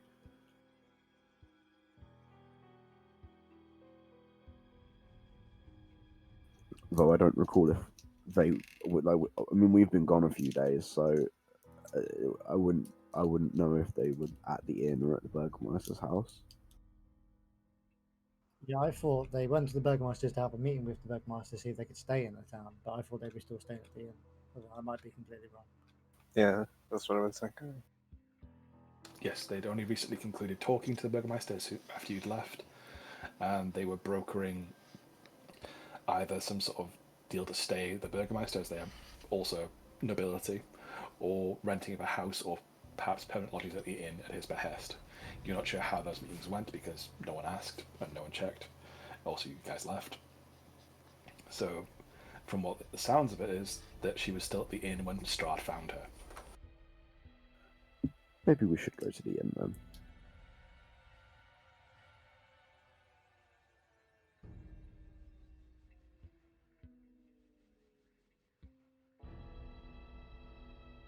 So Nola is leading the way to the inn.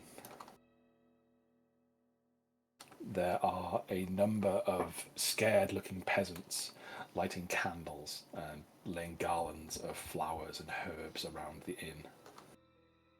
And there are telltale footmarks of some large beast that has been stalking around the inn.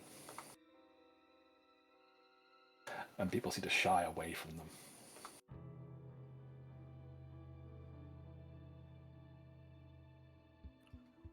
The very ground where he's been treading, it seems like it's been dried of all moisture and goodness. It seems blackened and deadened.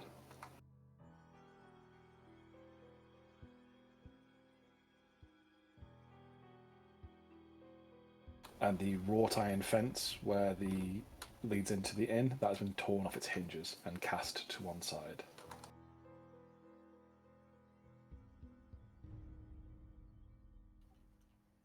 Truly unpredictable and, well, incredibly strong foe. I think it's definitely safe to say we pissed them off a bit. The blackened footmarks lead up to the door of the inn, and there are dents in the wall where a fist has struck it, and there are claw marks down the front of the door.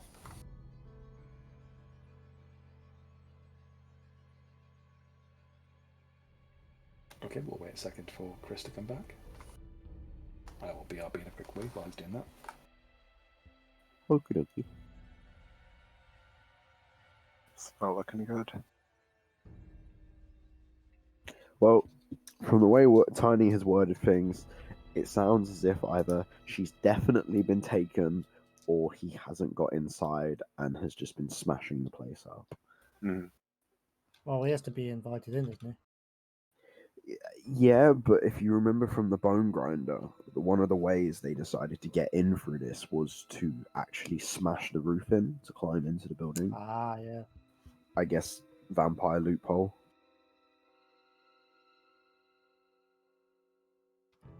It's definitely clear that we pissed off Mr. Saki Saki. I feel Yeah. weird about having left that coffin full of dolls just in the middle of the road like that. I've had enough of like animated toys. Oh no, Sam, we're back here though. Oh, is it gonna find me again? Oh, your best friend. If it takes my gold again, I'm gonna stamp on it. That's The not evil what wind up friends bear. do.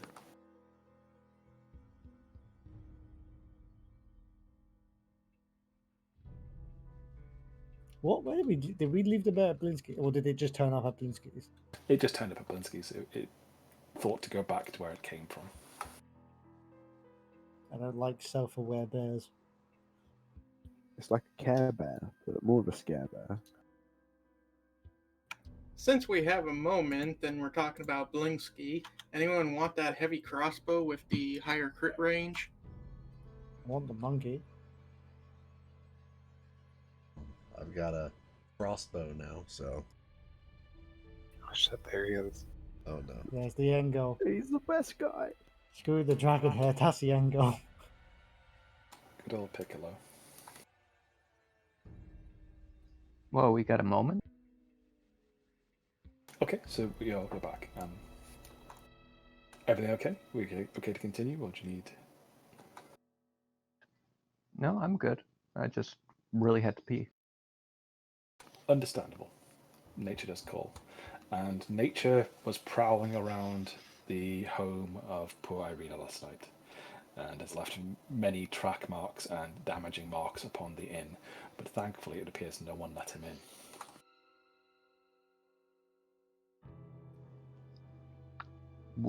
Has the party gone to the second floor to the room they were previously renting? No, we were waiting for you.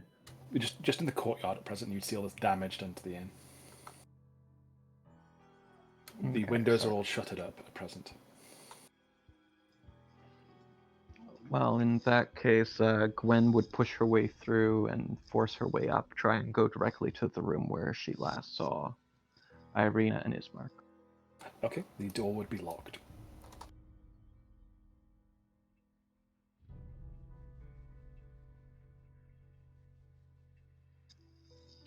Yeah, Gwen would not like that.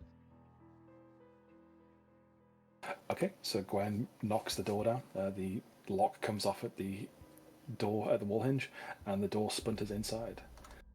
And you hear a cry from a woman and a child, and a start from a man in the room nearby.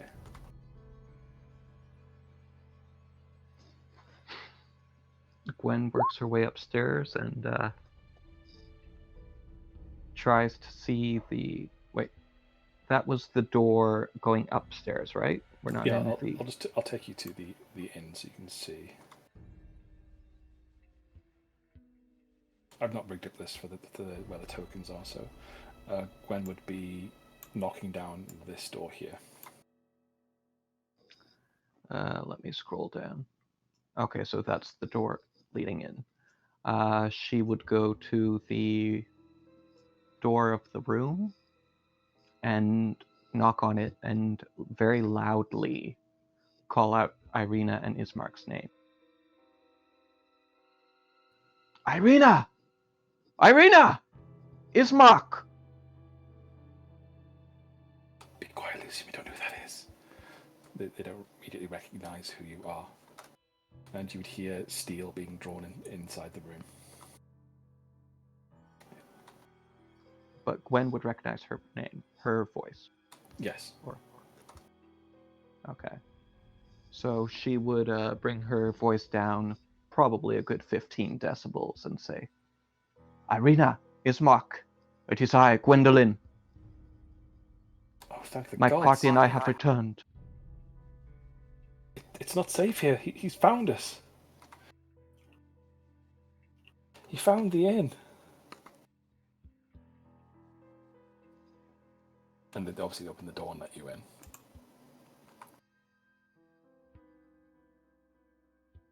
And Lucian, being a crying mess, would wrap his arms around you and say, I don't want to get eaten.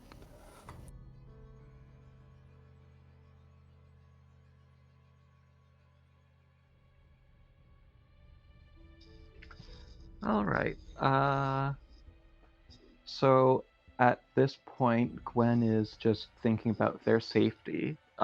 She would have gone off ahead of the other members of the party, so I don't think anyone communicated the plan of asking them to join them on their onward journey.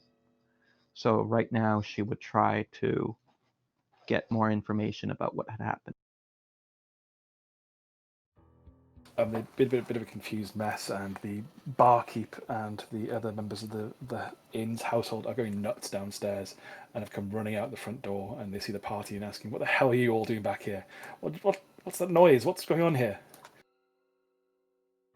But Irina and Ismark would simply relate, late in the evening, Strahd, late yesterday. No, late yesterday, Strahd came wandering through town, chasing up stories and notes and telltale signs of things going wrong, and he was seen prancing and walking down the street looking for people. He tore some villagers in half, he beheaded others with a rake of his claws, and he eventually wandered into the inn and began beating on its doors. At this point, Gwen would say that despite their best efforts, she does not believe Valaki is safe. And it would be best to get Irina, Ismark, and Sebastian? Lucian. And Lucian somewhere else.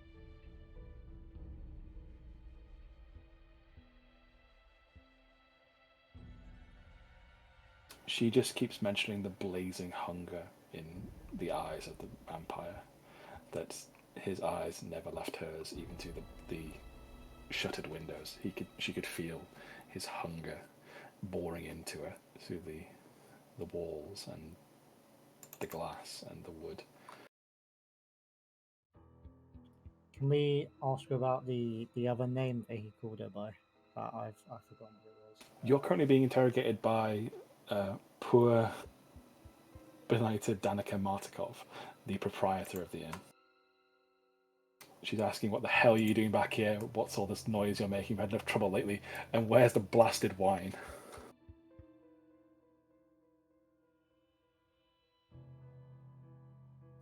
Gwen would probably ask about the Tatiana name.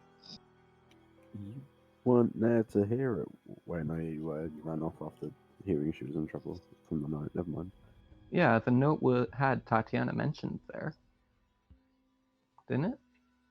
Yeah, no. I thought The you... one inside the coffin did, yes. Yeah, I misremembered. It's sort of times. It's fine. Yeah. No, Gwen would have noticed that as well and told Irina the contents of the note. That Strahd apparently desired to make her his bride, and that he had called her by this strange name, Tatiana. She starts clutching her head as if in pain at the mention of this name.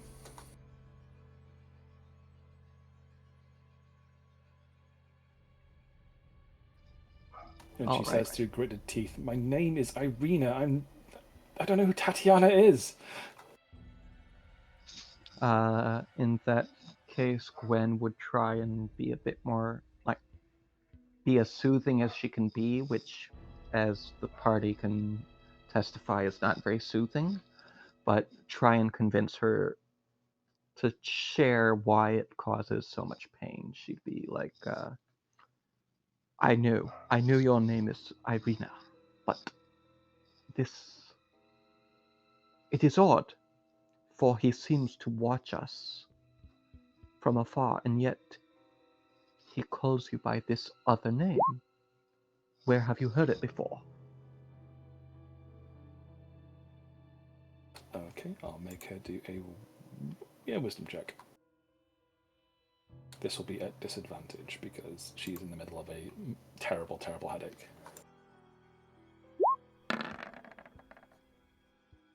Okay.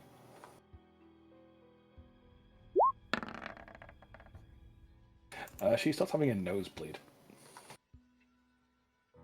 What did I miss? I sneezed and boogers went everywhere. What happened? Gwendolyn is asking Irina where she's heard the name Tatiana before, and Irina doesn't know. She's having trouble doing anything. She's getting a terrible headache, and now her nose has started bleeding.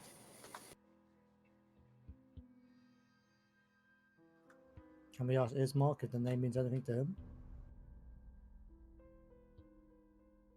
Again, you guys are Church, Oh, we're Moira, downstairs. Grunk, and Nulla are all downstairs, as is Crawl, being interrogated by Danica, asking why the hell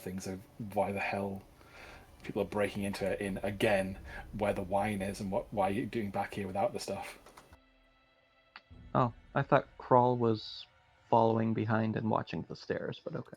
Can we explain to her the whole, like, we heard about the Strahd business and he left us a creepy note and we're worried about Irina's safety, so we came back, and to say sorry for Gwen's savagery, how much is a door worth?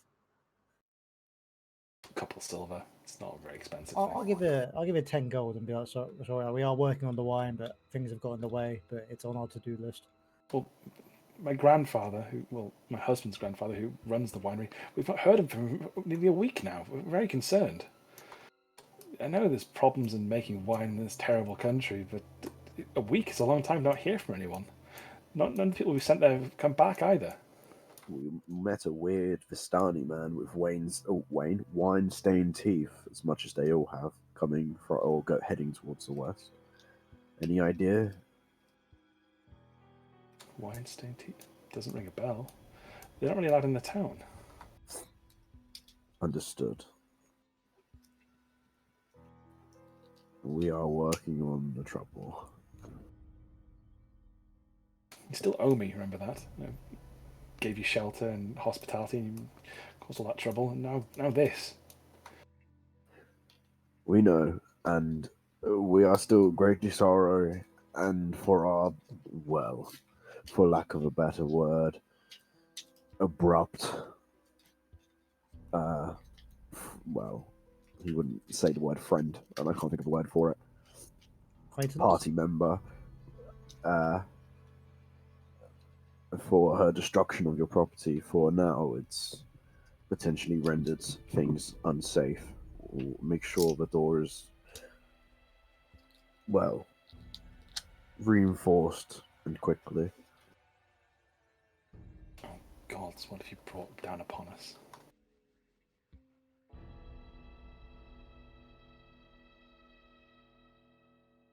And with this, Rictavio, the elf, the bard you've seen before, comes strolling in behind the party and wishing them all a good day. You seem rather cheerful. Well, I wasn't here last night when he showed up, so I'm quite lucky to be alive, I expect.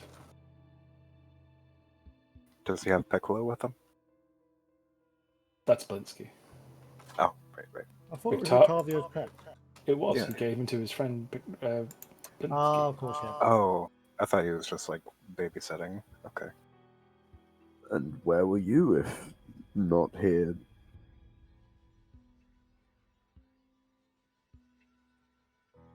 I was with my wagon. I'm a travelling bard. You should know this. I told you all the stories. My carnival wagon has things that need taken care of. People keep bothering it and trying to poke at it. I wouldn't much of a ringmaster without, some entertainment. Well, come on, what is it? He waggles his eyebrows and his ears surreptitiously. Wouldn't you like to know, Mr. Dragonborn? Oh, I would. Come on. I'll keep it your secret forever. Make a persuasion check.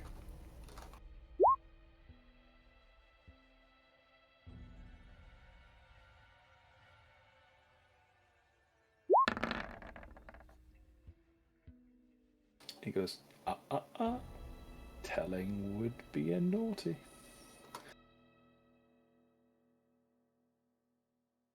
But she's a mean one, all right. I'll give you that sliver of information. And he pats you on the shoulder and everyone else and walks past.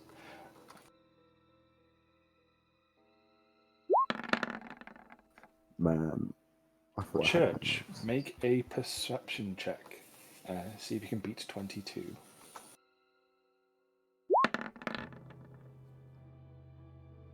You would notice him put something in your pocket. Only just though.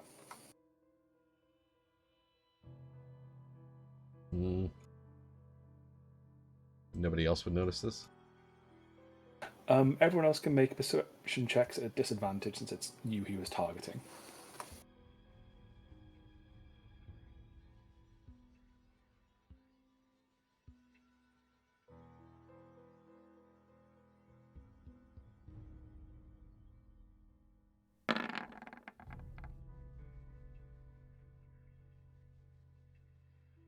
Jesus, Kroll. So close, Kroll. Well, so yes, only you would notice. Well, Church would meander a bit away from the party over by the well, and he would investigate to see what it is. He nods at you and wanders into the inn, and it would be a scrap of paper saying, "Meet me by my wagon at midnight. I have much to tell you."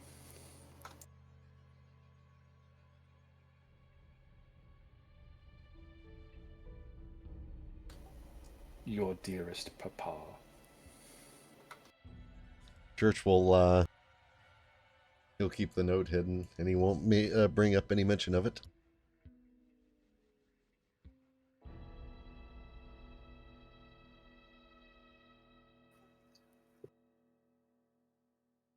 And Octavio saunters back into the inn. And sits down with a little bit of a painful wince.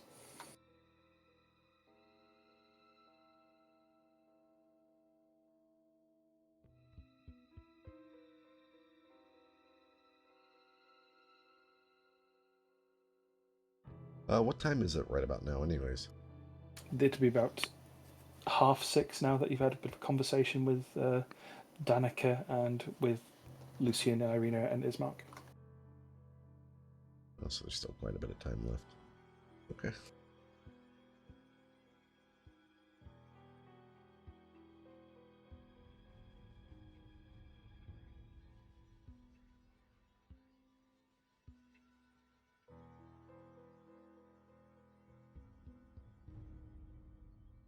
Well, I guess it's time for the rest of us to go up and check on Irina.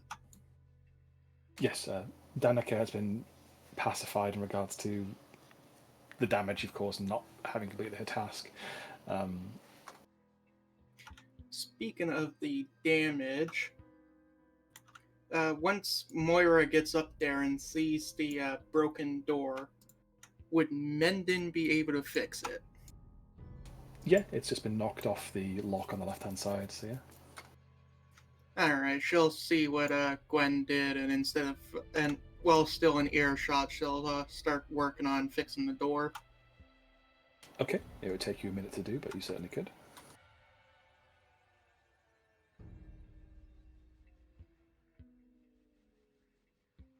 I'll drag you up to the top, 1 second.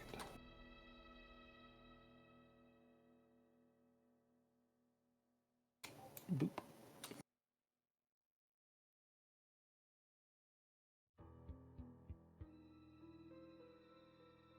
I'll just say for the reasons of roleplay, everyone's upstairs, but I'll copy you up anyway, for the fun of it.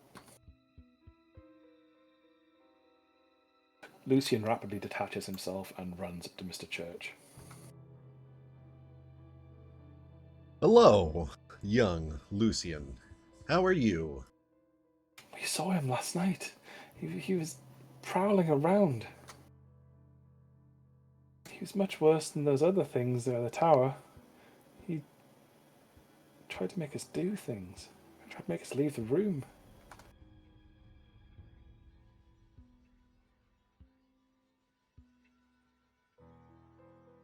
He looked so hungry, Mr. Church.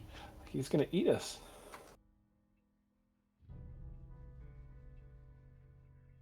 Don't worry. As long as you stay within your room, you'll be safe. But we may need to move you. Lucian furrows his brows. Where are we going? That has yet to be decided. That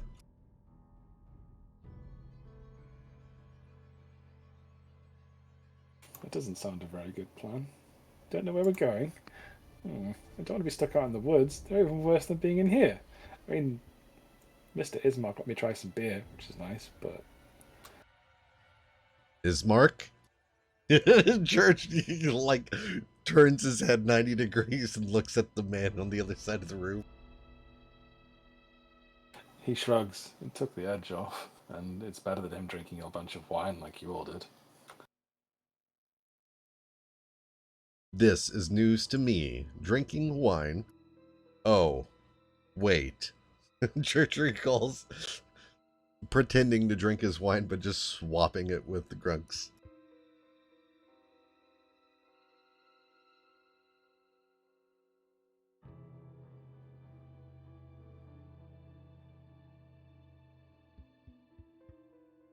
So, Valaki was a bust. Where to next? We've heard terrible things about bearers down to the south. Something's there causing problems. Is Irina's nose still bleeding? Yes. All right. She is when sat we- down on a chair, holding her head back, her eyes rolled in the back of her head, clutching her nose, and just looking in the worst migraine possible. You All can see right, the Gwen, veins we go. pulsing inside of her head. Okay.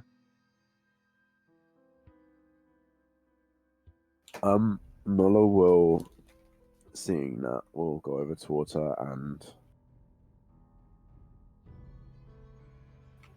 sort of place his hands on, or his hand on top of her head and just sort of speak. Let's say a childhood lullaby from his in Draconic from his childhood, one that used to soothe and calm him as he does this to sort of try and relieve some of the pain and tension. Okay, her nose stops bleeding, but she looks at you terrified because she doesn't speak Draconic. Well, it's just like, it's not like he's being like super gruff and horrible. It's just sort of calm, like a lullaby. But fair enough.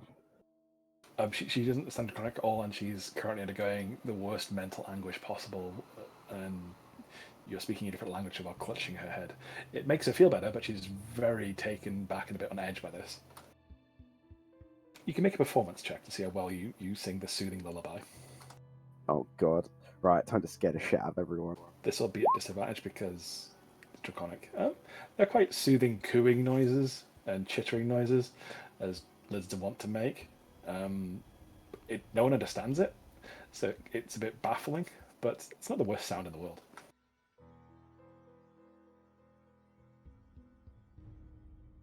It brings a sort of tear to his eyes. Not a tear, but it's just like he looks sort of at peace with himself singing this and doing it.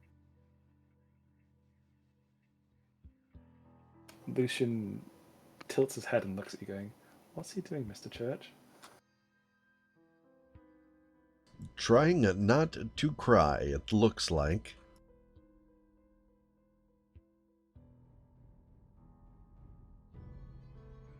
Maybe it would be better if the rhyme was in common.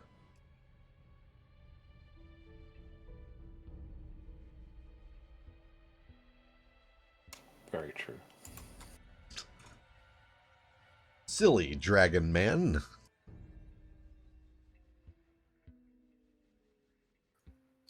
He just sort of looks and says, well, it's hard to translate such a... You heard the noises.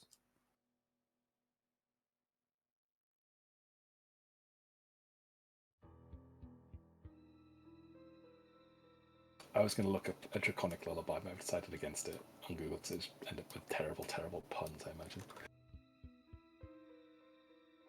So you're back in the in the inn in Vallaki. You have reunited yourselves with poor Ismark, Lucian, and Irina, if that is her real name. And you know that Strahd knows where she is. And you have the ticking time bomb of the 310 days for the Argynvost beacon.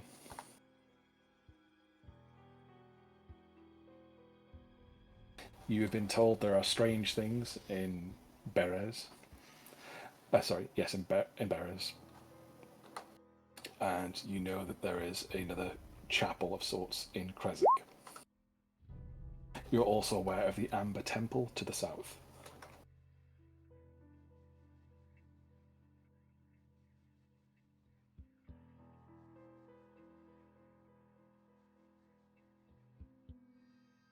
Are you going to give us a reading of that, Nulla? Oh, but it sounds so nasally from my horrible cold. Plus, I looked it up, but... That's You okay. just... You hear the clicking and clacking and just... Hush now, my baby. The daylight is done. Your scales catching moonlight instead of the sun. So lay down your head until the dawn comes in. For here be dragons to watch over you. That was beautiful. Very nice. You all gain inspiration. Grunk sheds a single tear. Whilst you're in town, you can certainly make use of the draconic elements and components you have unless you want to leave just immediately. What you do is up to you, but that facility is available to you. As there are blacksmiths and some minor conjurers and things in town, as well as the church, which owes you quite a few favours. Church hasn't revealed whether he is going to stay or go or meet Rictavia. That is up to Church and Church alone, I suppose. No, he'll just make his intent is clear to at least stay the night before leaving. He isn't leaving town until the next morning. Okay. How are you explaining that to the party? I'm not leaving town until tomorrow. I must spend time with Lucian. Is that laughter in character? No, it's never in character. He doesn't laugh unless it's like ha ha ha. But I can't help myself sometimes. No, he's totally serious. All right, Gwen wouldn't think enough about it to doubt that.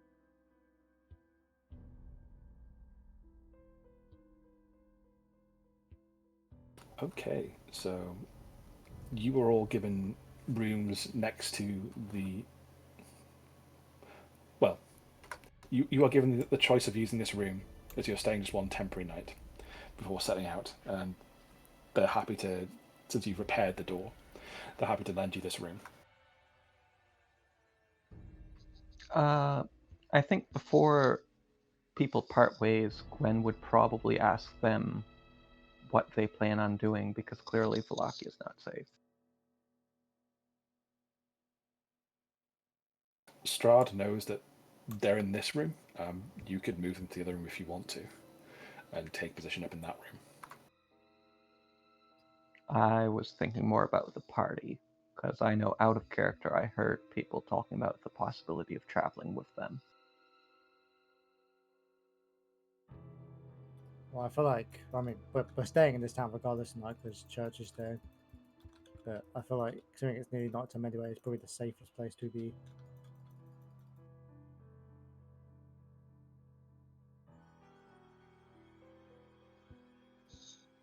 Yeah, but afterwards.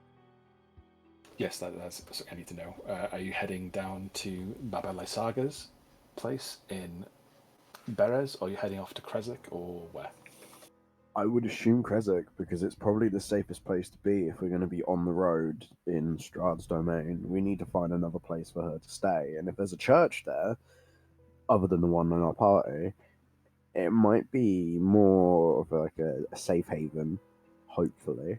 And that's definitely a place I think we need to go to anyway. Yeah, one of the items is there. Plus, I feel like we should do this winery thing because I feel really bad at this point.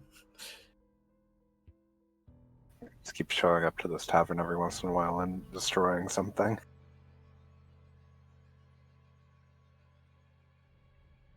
Well, at least the inn wasn't caught on fire this time.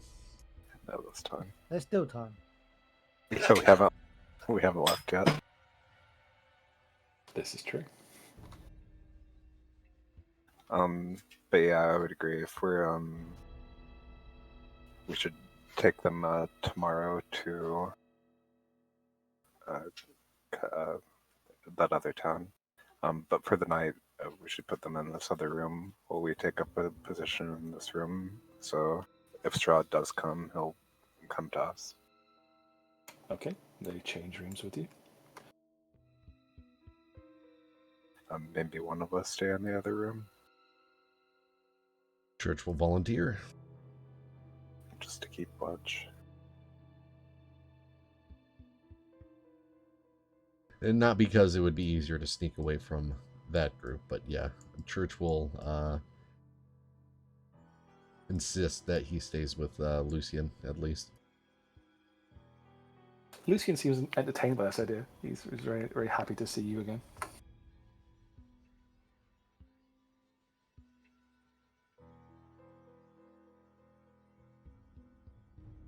Like a strange big brother who doesn't breathe. Something like that. To keep him entertained, because we didn't even get Lucian any toys, because all the toys were fucking, like, some messed up... Huh?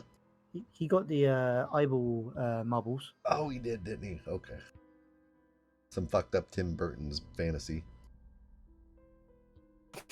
Wow. Rude. I need to make sure I got that pun out. That fucking jab. Anyways, yeah. Better than a messed up Tim Hortons fantasy. That sounds fucking delicious, actually. Yep, with whatever that is. It's just like a bucket of poutine. Do they even sell poutine at Tim Hortons? Canadians? The I Canadian. think it might be a menu item. Oh, shit. I don't even remember them selling French fries. Mind, I haven't stepped foot in one in a year, but still. Damn you, coronavirus. Okay, so does anyone do anything in town whilst they're there and you've got about 5-6 hours before midnight before it gets dark and people would sort of start getting ushered inside? Well, 3 hours till it gets dark, but before curfew sets in. I need to find a potion shop, like a apothecary. It'd be an alchemical alembic somewhere you can work on with the dragon's essence, the ether. What would you want to do with it? Well, I've got my herbalism kit. Do But you? I'm not really certain of the properties of the stuff. It was sticky, and there was weird lights coming off of it. I'm not really sure where to start. Do you want to mix it with anything? Do you want to try and extol some particular value or property of the draconic essence? Directly use your scientific method. What is it you're trying to extol from it?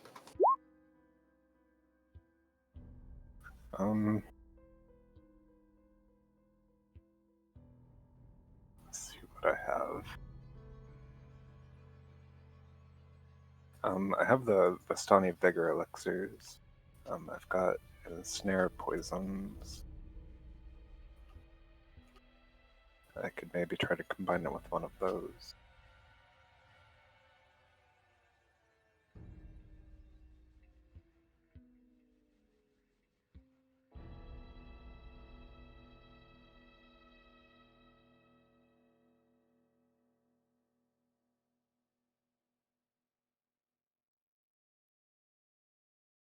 Oh, someone DC'd. Sorry, my Discord just updated. Terrible.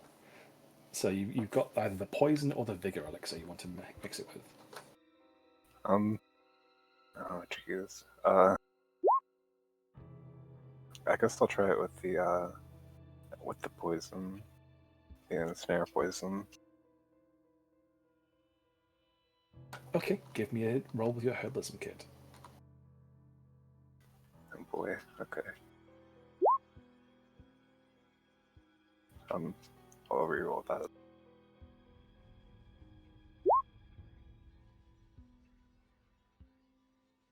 Okay, the poison begins to fizz and hiss. Not yes, you know what I meant. As it gets diverted and melded with the strange dragon's ether. And the green effervescent nature of the potion dissipates and turns into a sort of clear, white, milky substance, which seems kind of viscous.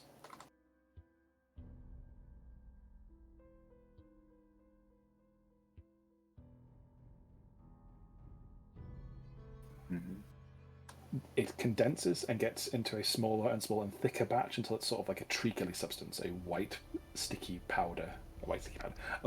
goo in the bottom of the alembic.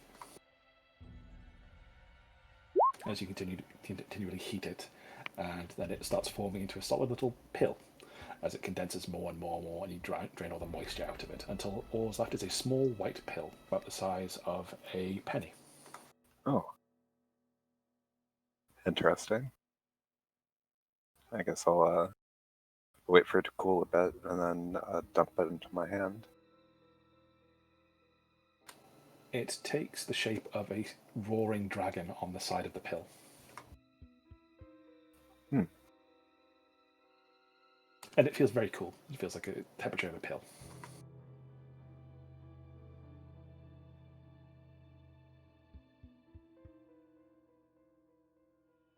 Interesting. I guess I'll try to hunt down Moira maybe and see if she could tell me more about it. I'm not sure if she could do something like that, but maybe she'll know more.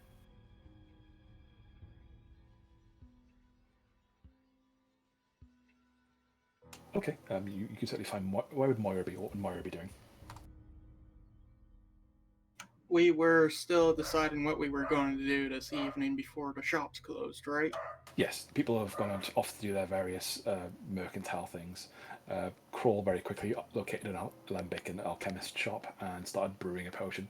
Would only take him about 30 minutes to do, as it's quite a quick thing to add and concentrate down something. Alright, she was probably going to find that alchemical shop as well to pick up stuff she needs to summon her familiar again.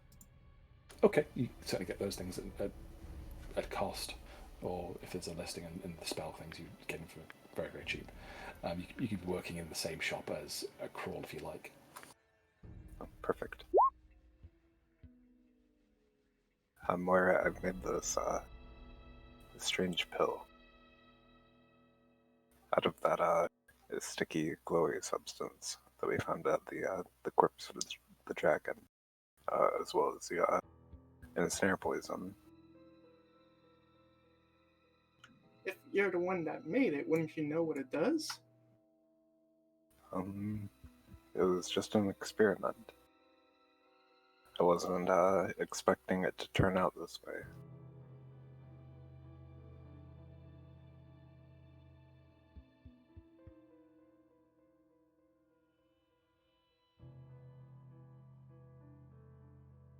What kind of test would it be to determine what it does? Medicine? You can just medicine, let's say, as this is a pill. Alright, she'll ask Kroll what he put into it and all that other information, and based off of her understanding the medicine, she determines. It is likely that the poison that was used has neutralized some of the necrotic and undead elements of this draconic essence and has concentrated it down to some beneficial, vigor inducing pill. Its long term effects, you're not sure about. Short term, it's likely to give you one hell of a kick. Spicy pill. Yeah, pretty much. Interesting. Yeah, thank you for having a look at it, Moira. If you want to take the pill now, I'd want you to nominate one ability score for me. Oh. Um. Wisdom, I guess. Yeah, I guess I'm gonna go ahead and take it. Okay, so you pop it into your mouth. Please make a wisdom saving throw.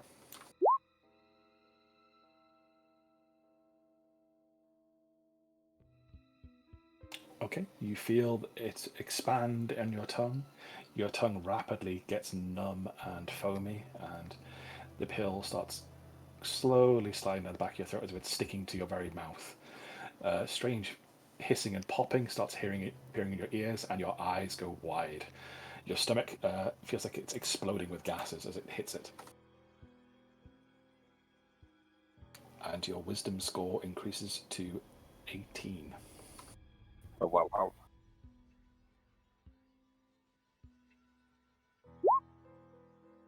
What a pill. You now also have proficiency in the Constitution saving throw. Wow. Holy shit. It is a pity you only had enough to make one of these. Yeah. But you feel renewed sense of just sharpness of mind and clarity of thought, as well as a great deal of robustness in body. In the short term, this is fantastic. In the long term, you don't know what's going to do to you. Oh, I hate that. But for now, it's good. So I'm just gonna go with that.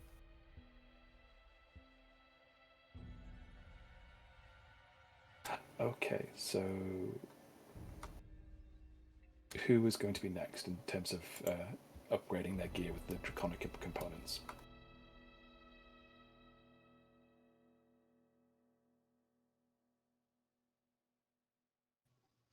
Well, since Gwen was so prominent earlier, I think it's only fair Nuller goes first.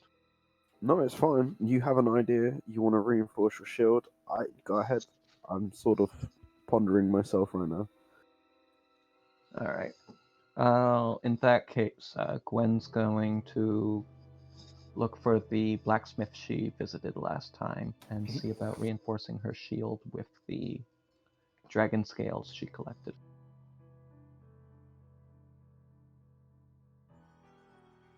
He looks aghast at seeing these strange, almost gem-like collection of scales being proffered on the table of his smithing shop. He goes, "Where the hell did you get those, lassie?" We brought down the shadow of a once great beast who had been plaguing the land.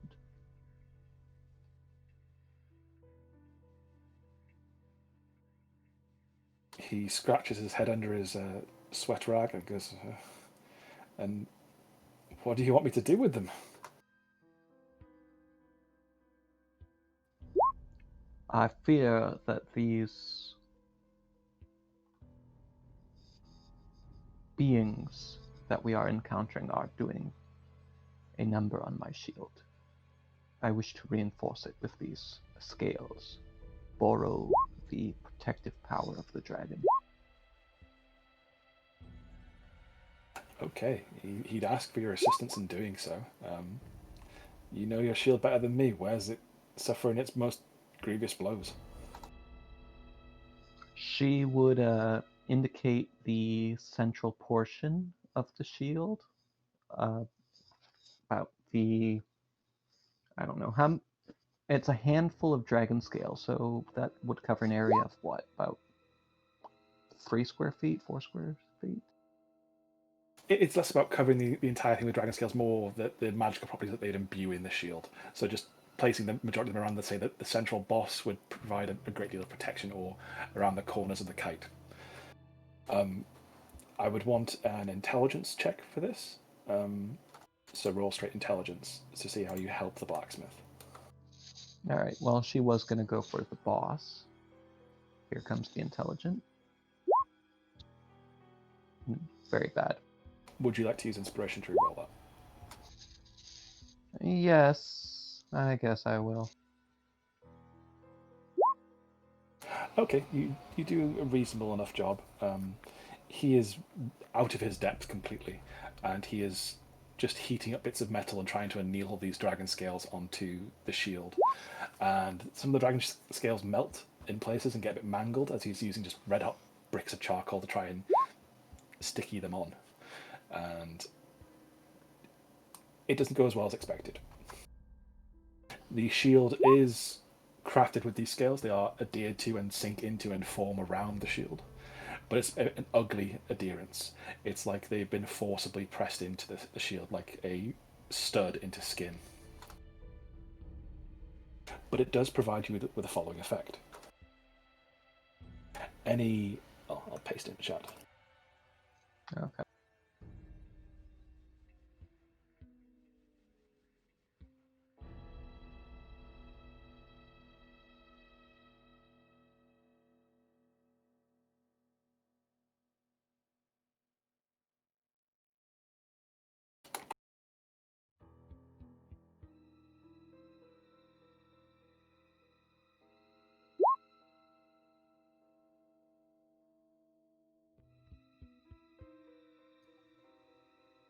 Not bad. You have a flat reduction to damage.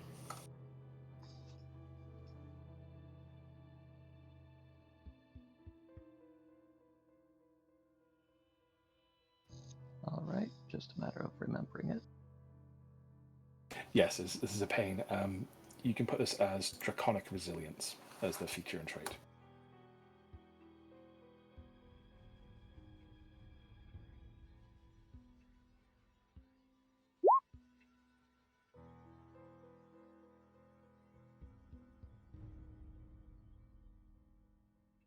The blacksmith doesn't seem too pleased with his work and says, I did not do a good job of this.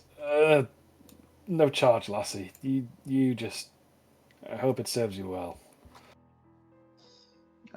Gwen would still slip him, I say, 5 gold pieces. It is not my way to take services that without due recompense. Please, I insist. He bows deeply and says, thank you for letting me work with such exquisite materials. I've not seen the like of it in this world.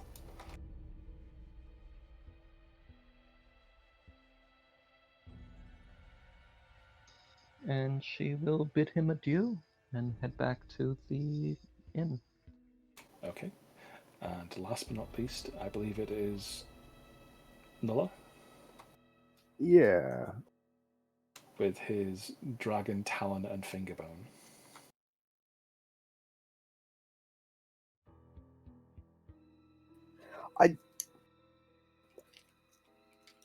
I sort of have an idea, but I don't really know. What would you like to do with it? Well, I was thinking of maybe getting a more draconic looking mace. Not mace, but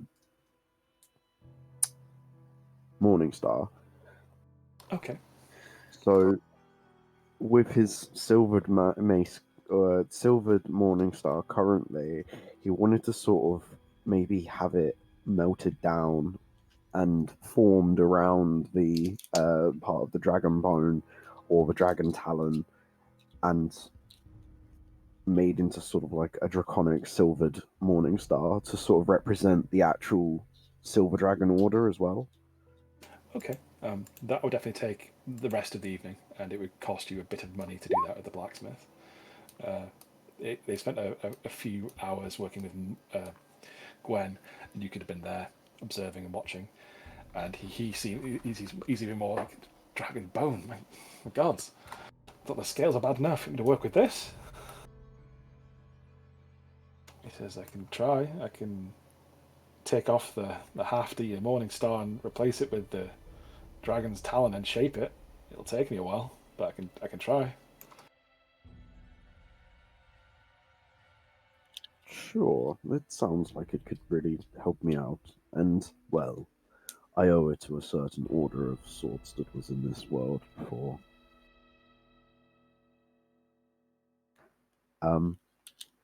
However, I don't know if there's maybe a different shop or something along those lines. But you remember the tree blight we found, God knows how long ago, the gigantic tree, and Mhm. it took its tooth and its ichor. Yes. Maybe that's too much, but I had its ichor as well that seemed interesting from before. So maybe try and infuse if he is able. Unless I have to go elsewhere, that's fine. He can try using the ichor to adhere the bits of bone together and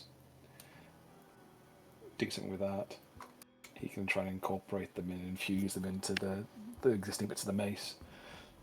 The mace itself is already magical, so it has got potent properties, and he would have all his apprentices smithing and helping with this after bungling the dragon shield somewhat. He'd be overwatching and sort of just, or not overwatching, but just seeing and watching because it fascinates him. Seeing his clan would make their own weapons out of like their fallen enemies. And, Okay, give me an intelligence roll. oh, that's a bad roll for me. No kidding, eh? See, I'm going to use my inspiration to re-roll that. Okay. See, terrible. I have a -1 on intelligence. Don't laugh.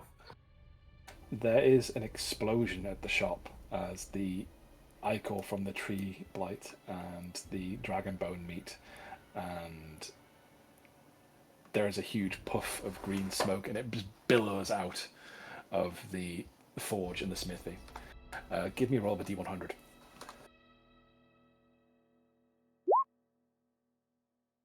People are coughing and spluttering and going, oh, what is that smell? Oh, it's awful. And it is a dreadful stink. It is like rotting garbage that someone set on fire. And the apprentices are weeping and crying, and they're just streaming at the face as this pungent odor is just billowing out of the forge. And the forge master blacksmith is just retching outside. Give me a constitution saving throw, please, Nulla. You also really don't like this. You are almost coughing your guts up. Gwen, give me a constitution check at advantage if you were still there. I don't think she would have waited for Miller to finish.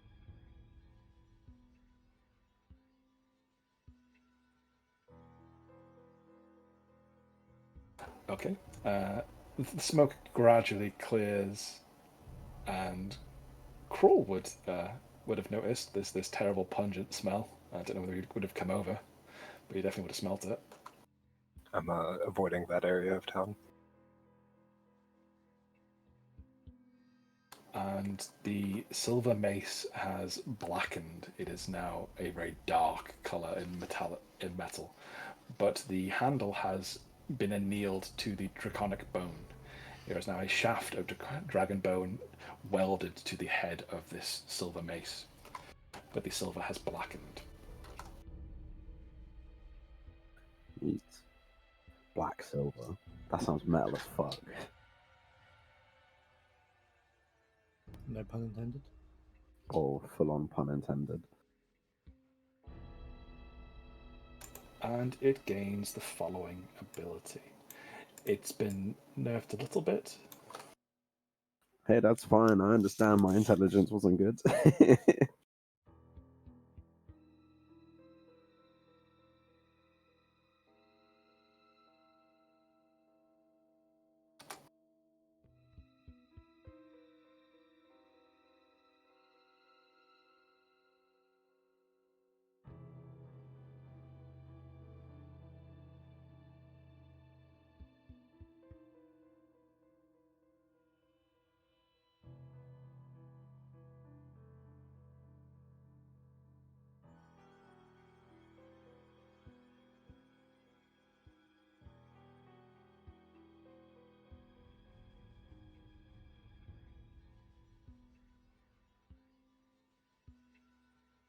Make sense?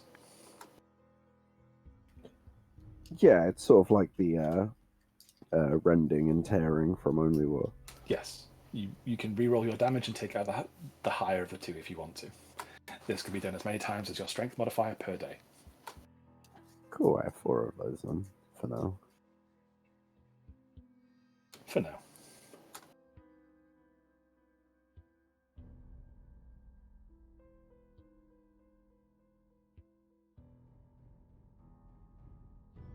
And that is the last of the crafting, I believe. Unless someone else has anything they want to do with materials they've got already.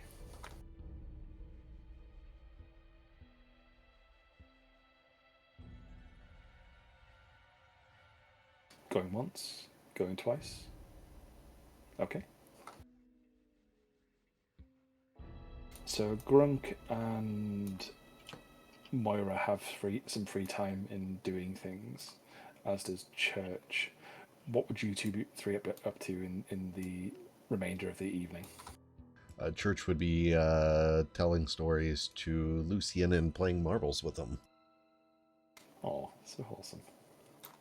Grunk is going to be sitting at this table on the top floor getting drunk. Okay, Grunk, make a constitution check. Yeah, Grunk holds his liquor well enough. He gets drunk, but he doesn't get unconsciously drunk. But he puts away a fair bit of wine and ale.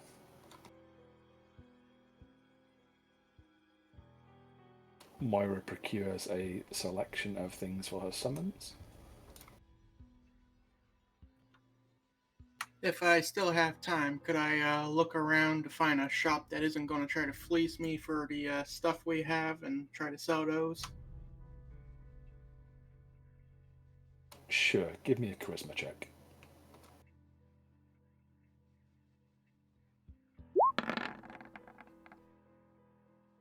They're all offering pretty bad prices at present, as the town's in a bit of a panic because of Strahd coming through. That is a shame.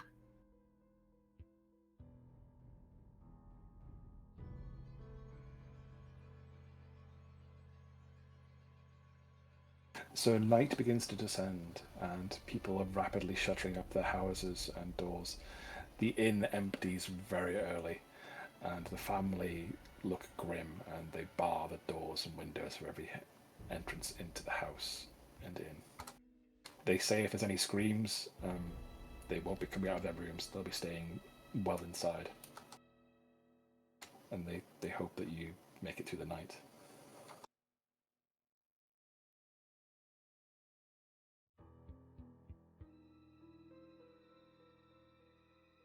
So if we go back up to this area of the building and position yourselves as you would. I understand that Grunk is in the southern bunk room by himself drinking, looking down the corridor.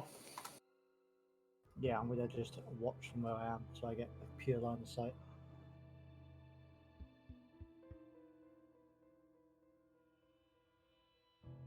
Considering I was kind of not doing anything, can I count that as a short rest or not?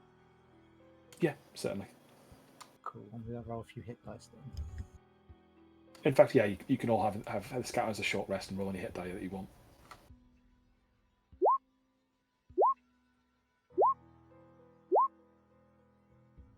I do not remember. Did I use my arcane recovery yet?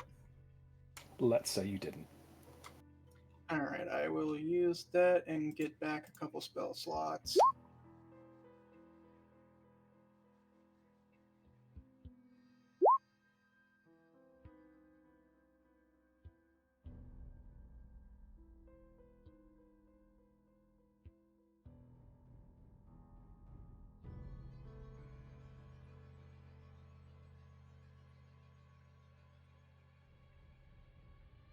Okay, so if you position yourselves where you think you'd be during the night.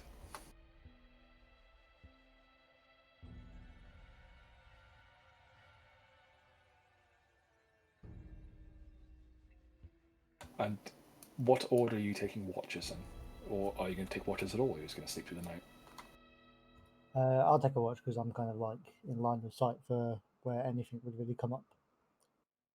I mean, church has some business to handle.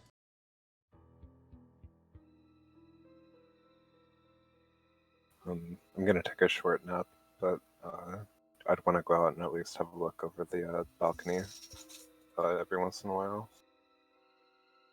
Okay, so periodically after your nap, so 3 hours, you'd go out and just check the balcony every once in a while. Yeah. How long of a watch is Grunk taking? Are people talking as a party about when they're taking watches, or are you just staying up as you randomly see fit? Gronk will say to the people in the room, like, "Oh, I'm gonna I'll stay up for a few hours, and if anyone wakes up and wants to take over or join me, that's fine. If not, I'll just sit here." I can take watch after Grunt. I don't mind.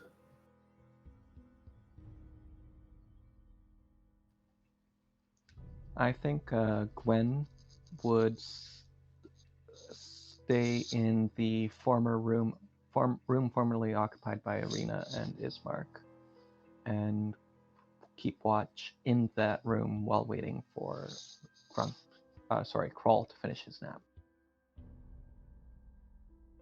Okay. So we'll start. So nighttime settles in, and you hear the hasty clattering and closing of shop doorways, homes closing up, and windows closing up. You all bed down for where you're sleeping, and as does Lucian, Irene, and Ismark. They look relieved that you guys are here.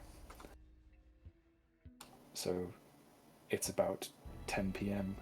and the sun is setting like a slit throat on the horizon, red and dark and slowly seeping down. Grunk, make a perception check.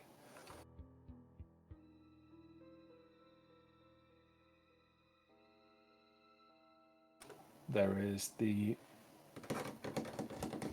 of feet on the roof and slight cawing. Gronk will sort of nudge the two people in the Moira and Nolan room and relay what you just said. Ravens are coming to roost. The same ones, presumably, that observed you when you first arrived in the Blue Water Inn. You hear them hopping and clattering their claws towards the hayloft to the west. You hear the whinny of horses and the slow clomp of their feet as they bed down themselves, seemingly oblivious to the dread that slowly lurks around Vallaki. A few more hours pass and wind begins to pick up, and you hear the rumble of storm clouds above you. The temperature begins to drop, and fog starts rolling in over the walls of the town, and it begins to get dark.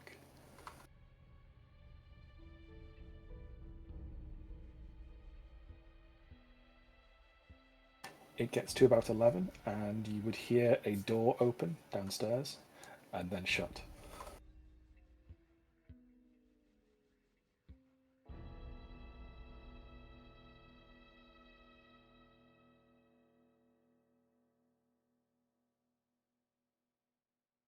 And by about 11, it is getting pitch black outside. The fog heavy like cloth and cotton, just obscuring everything around the ground floor. And the thunder begins to rumble, and rain begins to fall from the sky in thick, heavy, slow globules.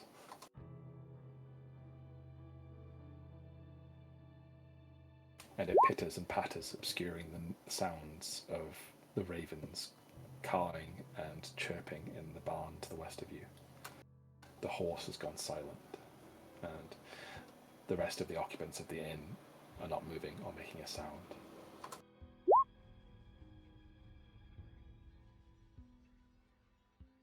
By this point, Grunk's watch would have ended, and who would you try to wake up? I'll wake up Nola.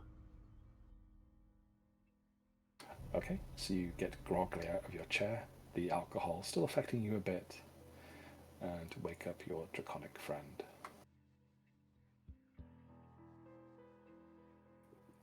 I'll ask him about his watch, if anything peculiar is going on.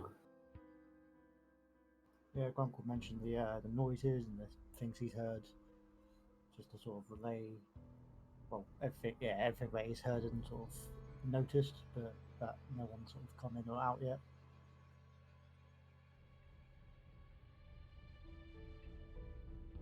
Is the door open to the hallway? I believe so. I believe Grunk specified that he had the door open so he could see down the hallway. Yeah, the door to our room is sort of open wide, so you can see all the way down the hallway. Okay.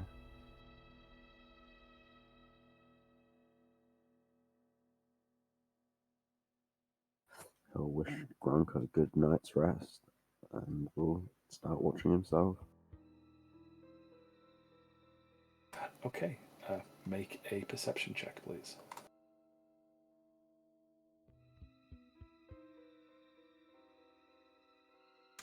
The heavy breathing of Grunk and the occasional crash of thunder obscures pretty much most of the sound.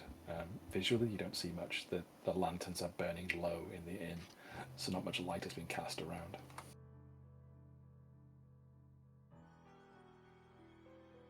But you feel cold, clammy dread slowly trickle up your spine, like something is watching you from the window. And you turn every once in a while to look out of it, and you don't see much besides darkness and fog. You think you see figures moving through it, the occasional shift and movement and splitting of the fog, but there's nothing there. Just a trick of the eye. Damn Barovia. Country is horrible. Or at least horrifying.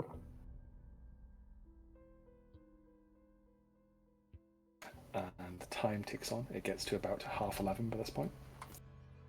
What does Church do? How long would it take for him to get to the wagons? 10-15 minutes. Not very long. He'll probably wait a spot longer then. But we'll make sure that the room is secured. The door being shut firmly, possibly even locked. And that Lucian's asleep. What about Irina? Are those two asleep? Those two are cuddled up in the bed. Ismark snoring on his back, seemingly pretending to be asleep by the looks of it. Irina is sort of just laying there, clutching at the blankets. Okay. You can make a insight check to see if you think Ismark's really asleep. You think he is. Okay.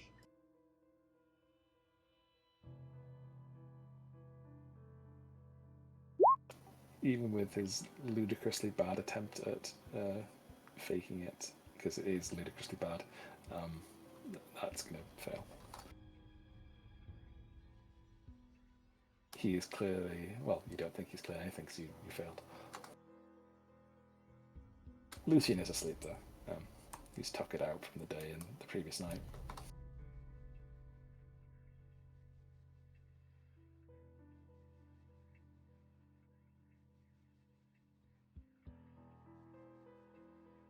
And the night progresses on further. The shadows deepening, lights dimming. Lights in the yard around to the southeast of you, the trading yard, go out. As if it's the bat signal, Church will unlock the window and push it open and begin climbing out. Ismark reaches out and grabs your wrist. What in the hells are you doing? I have business to attend to.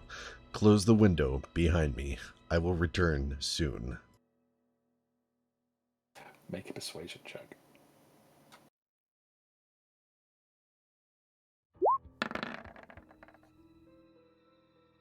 He meets your steely glare, then turns away and nods. Says, be quick.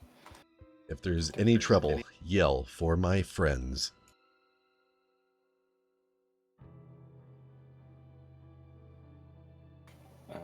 Church exits the window gracefully and hops down to the ground floor.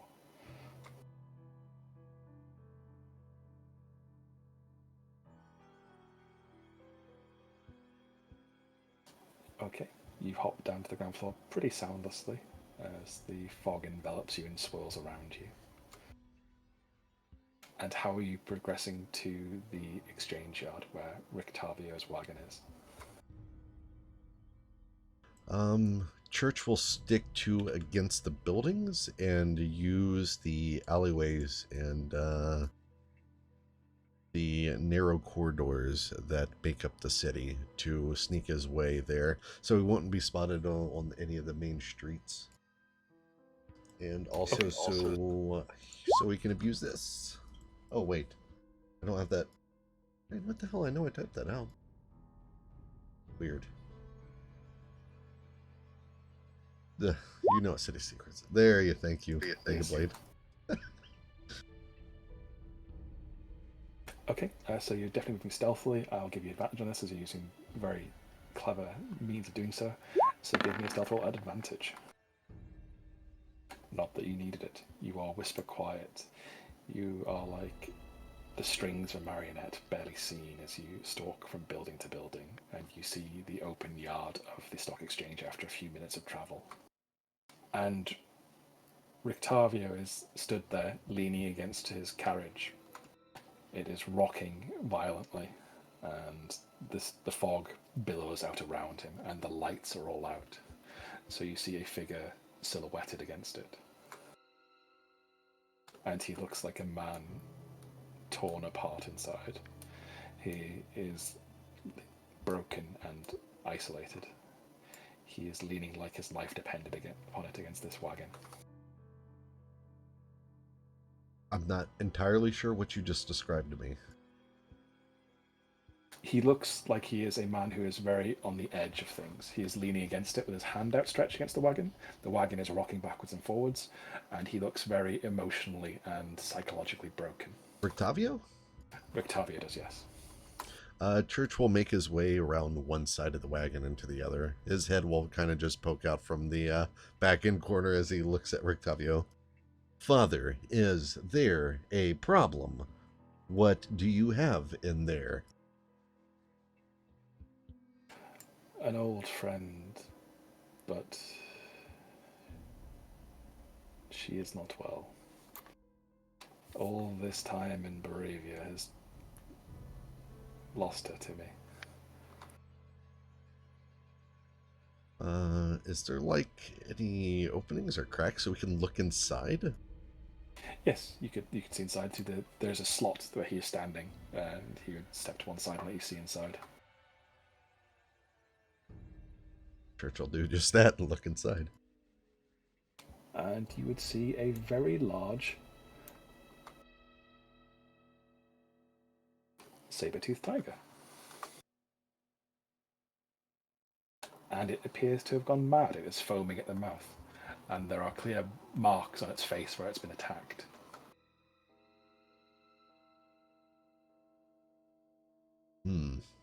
Some sort of disease has driven this creature to madness? Or is it something or somebody doing this? We've been hunting the Vistani, who are allied with Strahd, but something in their blood just took its toll on my poor tiger. Is the church familiar with this tiger? You'd have a vague recollection of it, yeah. It would have been there in your childhood. This is a hunting companion of Rictavio. One of the few things that he actually stays with. He radiates a sense of self-isolation as he starts taking off his ears and his fuzzy eyebrows. I hate these little tricks. It is saddening that we must resort to such things in this country. My condolences, Father. This is such a terrible fate to befall such a close friend Is there nothing I can do?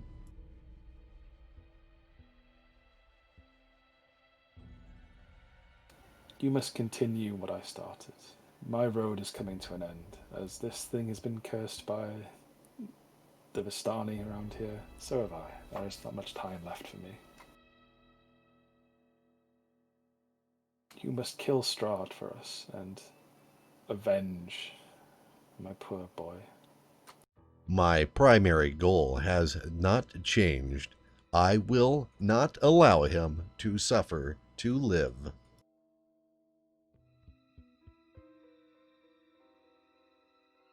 I have trained an ally of sorts whilst in this country.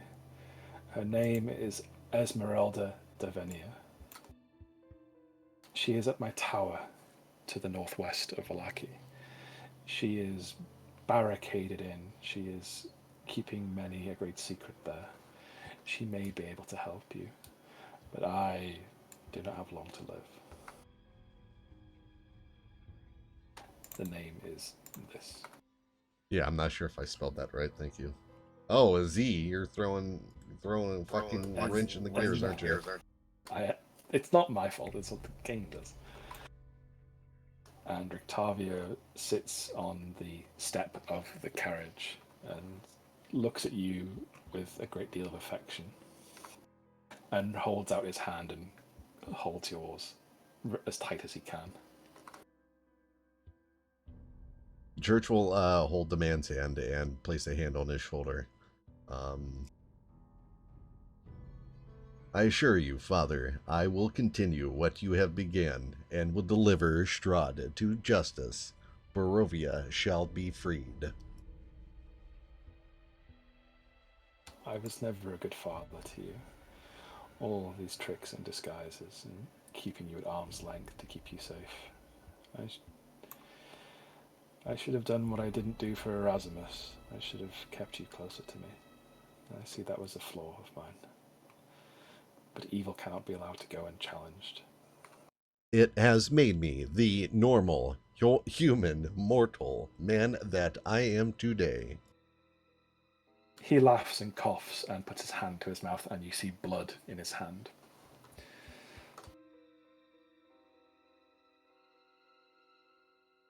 A lifetime of hunting monsters takes a toll on a man. It is a curse. I'll never find peace in this place.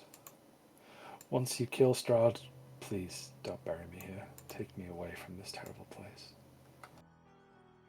I will find you once I have completed my objective.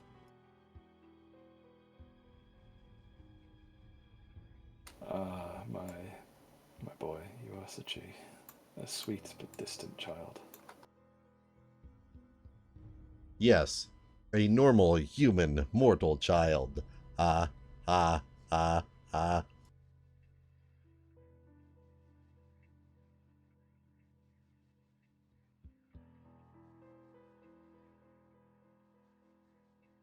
He smiles like only a father can smile at a child that he's not seen in a long time, and presses an amulet into your hand.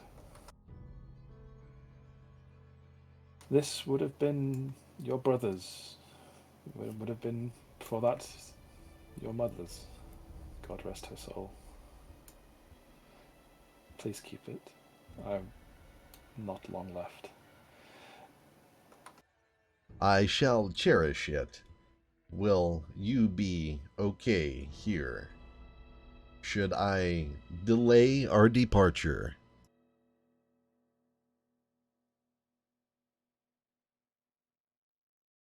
I'm going to go back to the inn after I finish things with my poor tiger. Yes, Father. I do not want them to be suspicious. I should also possibly depart.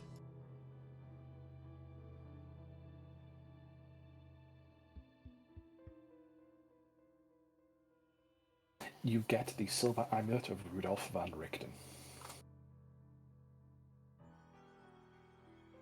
Yeah, Church would put that bling around his neck. It is a small memento mori that has the picture of his son and his wife in it. The son looks a lot like you, but obviously somewhat more human. And the wife, Excuse me? he made you in his son's image. You must have taught Church how to put on that makeup too. Yeah. The mother looks a sad but enthusiastic woman, beaming at the painting, looking longingly at the artist.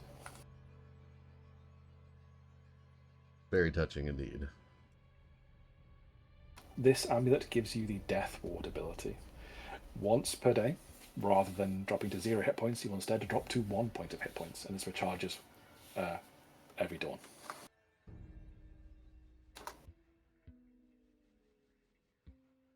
Wonderful.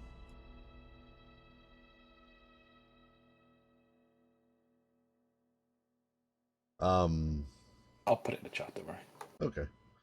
Yes, so Church will embrace Rickton and just give him a simple goodbye, Father. And then he will slip back into the shadows.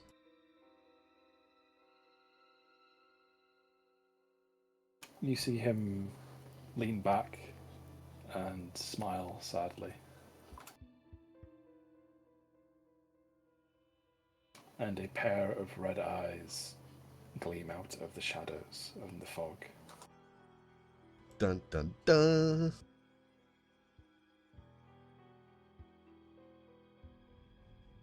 But they don't approach. They just sit there watching, drinking in what's occurred.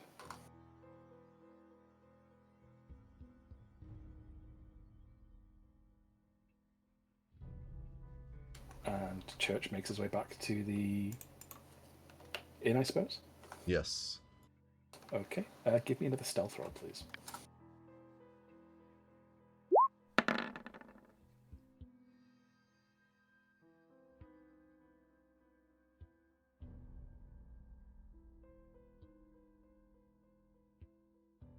Okay, so you whisper quiet, you dodge the figures that are stalking through the mists. One of them, give me a perception roll as you're doing this. This will be a disadvantage because they are also in the mist. You see figures that look like the city guard stalking through the mist, but they don't have any lanterns out. It looks like, and their weapons drawn. And one of them has a large misshapen arm. I wonder who that could possibly be.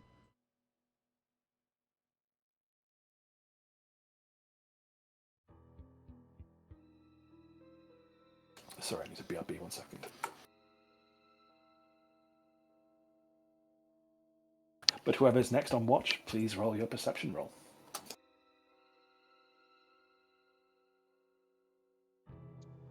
I think at this point Gwen would have fallen asleep, so I do remember Kroll said he wanted to do some watch.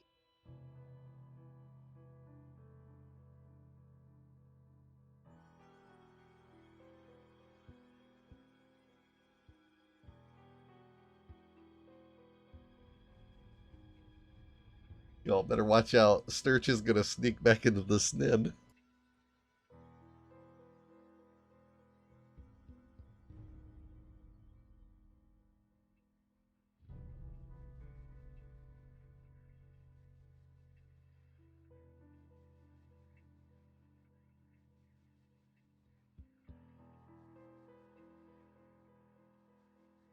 Sorry about that. So who's next on the watch list after Nulla?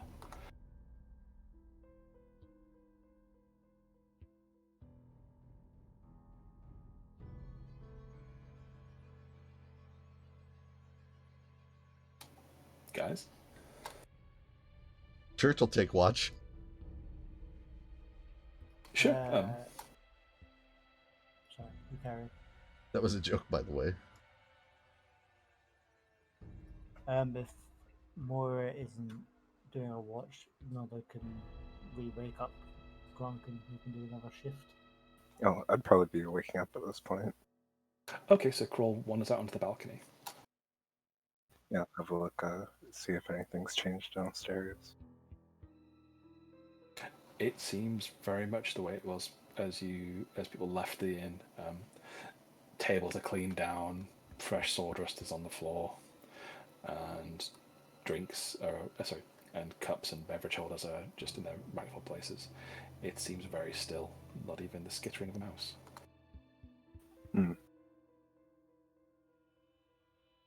Well, no news is good news, I guess.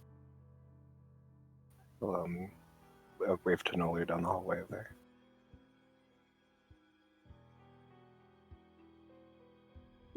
A wave back and he waves. Heard anything?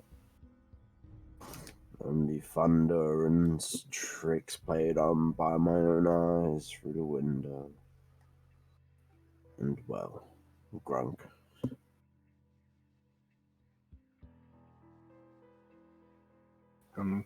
If you'd like to get some rest, I can take over for a while.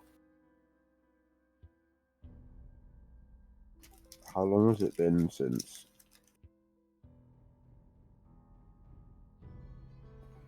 Grunk had gone to sleep? Pardon? How long had it been since Grunk had gone to sleep during this time? Not very long, about an hour and a half. Oh, he would say, "Oh no, it's fine. It's not been too long. Feel free to sit up with me or do what you're doing. I'm here with my mace, or my money. I'm here with my weapon." Well, Carl's had a nap at this point. He's feeling pretty rejuvenated, so yeah, I guess I'll just stay out here on the stairwell. Try to find a comfortable spot to sit next to this wall, maybe. Okay, so as you're walking down the stairwell,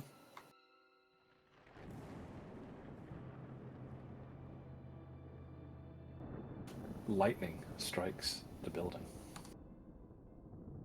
Hopefully that thunder crash wasn't too loud.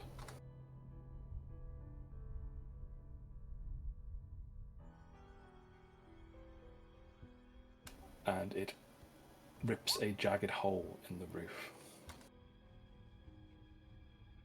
Shingles and debris go everywhere, and the house is rocked awake.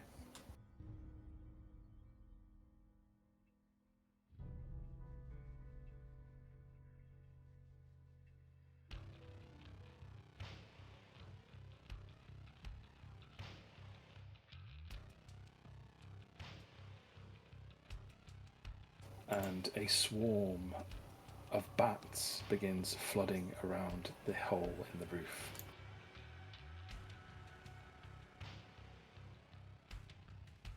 I never made it back into the room, right? You'd make it back to the grounds of the inn. Okay.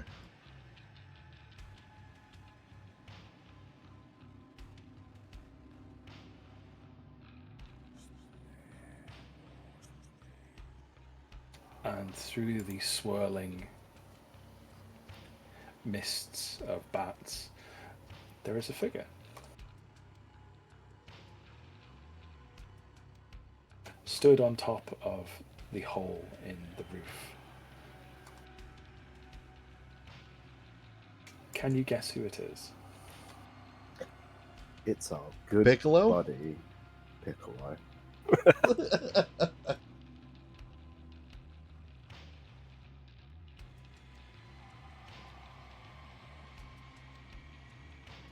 No, it is not Piccolo the monkey. It is Strahd, and another figure, a noble figure who has stood to the side of him, whispering into his ear, and one of the vampire spawn.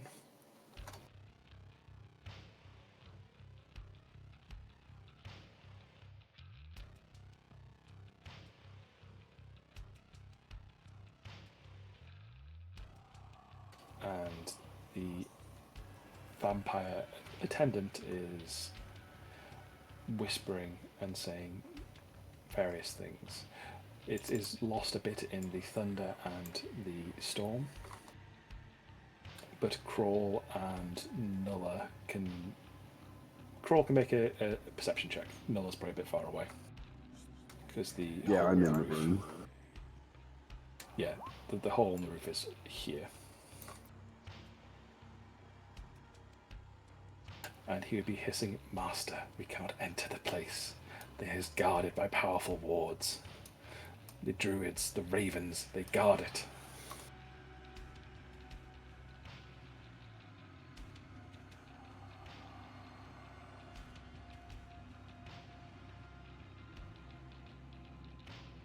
And Strahd is smiling benightedly, an evil grin.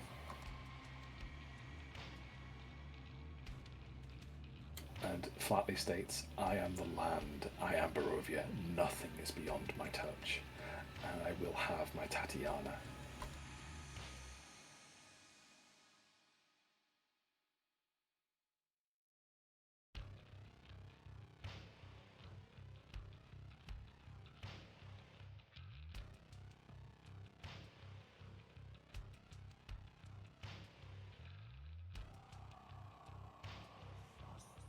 Crawl, how do you respond after hearing this?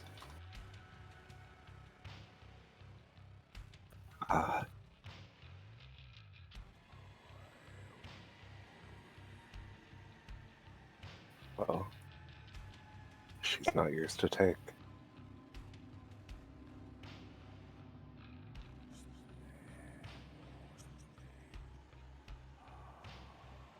Strahd reaches out a hand towards you and closes it into a fist and says, "She is within my palm. All I need to do is reach out and grasp her and make her mine. You have no say in this, Tortolan." Krell will move to stand in front of the story here. And will pull out his scimitar and shield. And stand ready.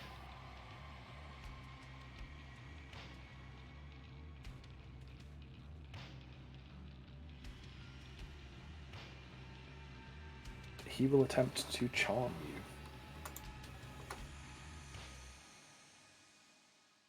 Please make a DC 17 Wisdom saving throw.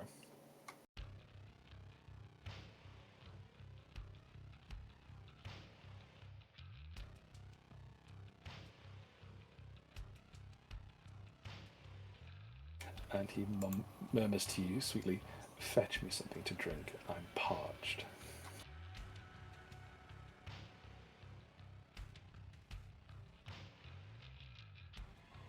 Alright, I guess Krell is making his way down the stairs. So you open the door.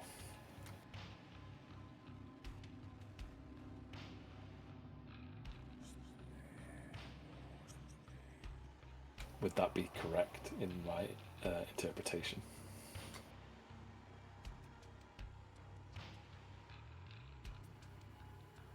Yeah.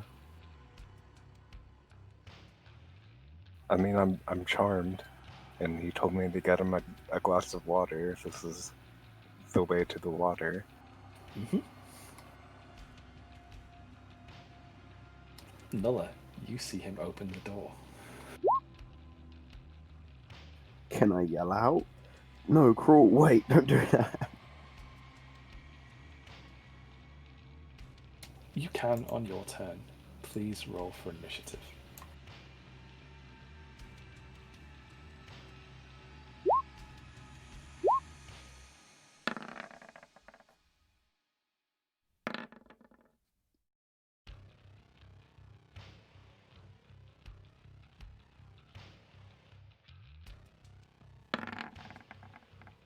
Ooh, Strahd's a fast boy. Vampire, not so much.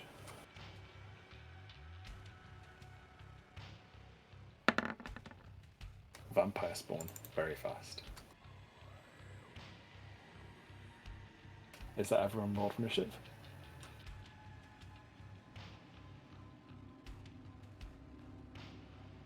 take that as a yes. The vampire spawn races over the ledge and above crawl on the roof, also on the over here, and will attempt to hurl him down the stairs. Please make an opposed athletics or acrobatics roll.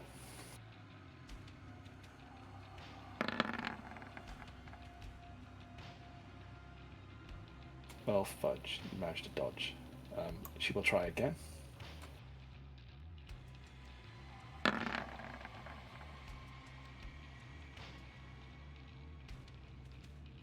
That's Oh, Arcana. That's a different thing. Hold on. You were a very slippery turtle. And she fails to do so. You just hopping down the stairs past her. And she just tries to grab at you, but you just keep bouncing down the stairs, dodging her. I've got to get this water. Please Cool. leave me alone. I will move 30 feet toward the area where I know the closest glass would be to put some water into. Okay, so you go down the stairs. That's 1, 2. I'll delete people from the bottom layer just so it makes things a bit easier.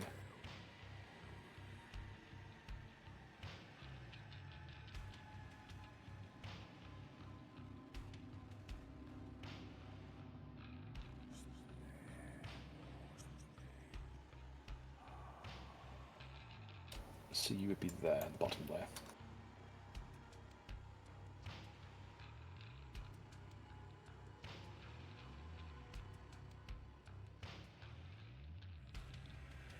So you move 10 feet, you can move 10 feet more, and the well's just over there. Oops.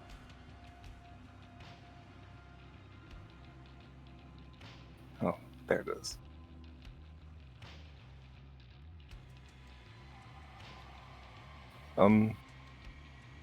Would the thrall kind of trying to grapple me and throw me down the stairs, would that have shaken me up enough to wake me out of my stupor? They didn't manage to do anything harmful to you. They just tried to grab a hold of you, and they failed. Okay. That's all then. Okay. Strahd paces around on the ceiling.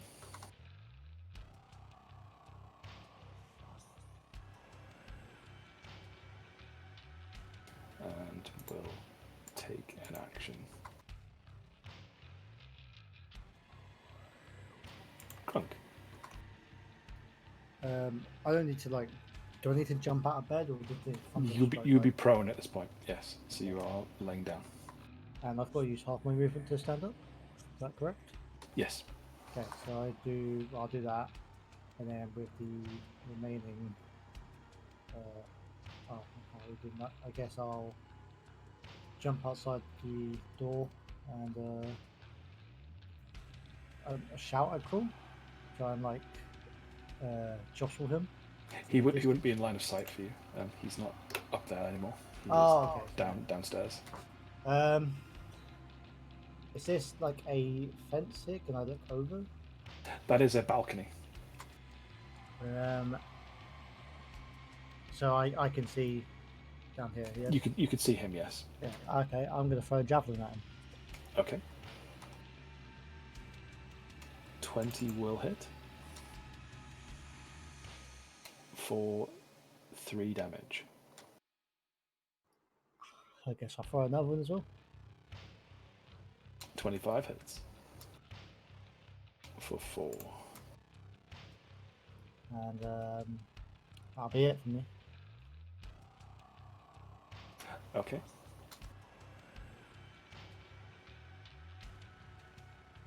Vampire moves 15, 35 feet. And will attack Grunk. Because he's not in the safety of a room.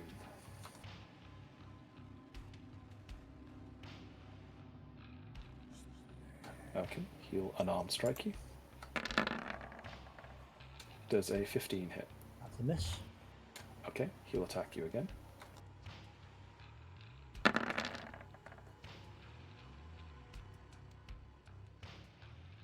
Sorry, Grunk, I said. Does 24 hit? That's a hit. Okay, you are now grappled. So you don't take any damage, and he sinks his teeth into you. Not again. 24. Is a hit.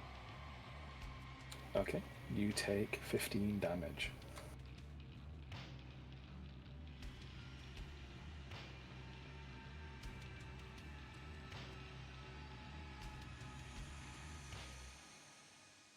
And he activates his 3 legendary actions.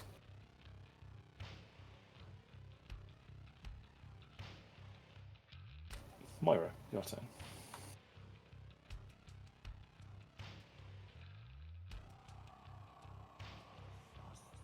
I guess Moira is going to throw over the throw the sheets off her, turn to get out of the bed, grab her staff, and step into this spot here, and she will.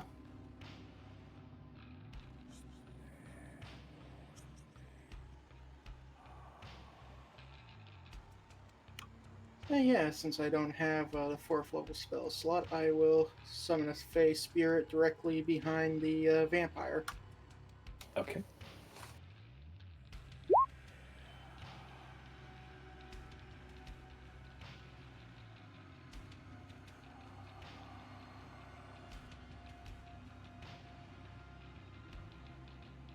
Now, from the bonuses given from the incorporeal movement thing, does that mean it can attack? Like, can it float or attack through walls, or can it just pass through walls? It can just pass through walls. All right. So she'll summon it directly behind him, and I believe that's a full action spell. Yes. I should also mark down concentration.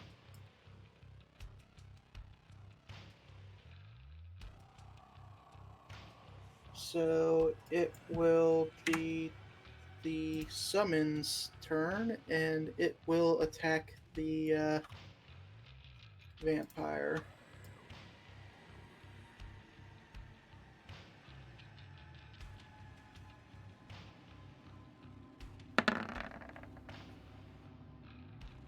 The 11 will miss. I take it does not have advantage because it's grappling Grunk? Precisely.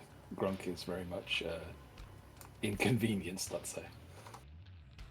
Alright. And that will be the end of Moira's. Or actually, no, before that, Moira will get out of Kroll's. Or not Kroll, Noller's way, so.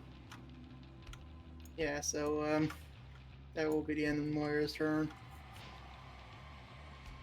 Okay, after Moira's turn, the vampire uses 2 of its legendary actions. And it bites poor old Grunk again.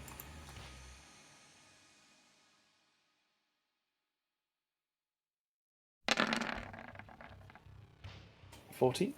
Yes. You wiggle out the way. Nulla, your turn. I'm going to ready an action with my fancy amulet. Amulet? Mm-hmm.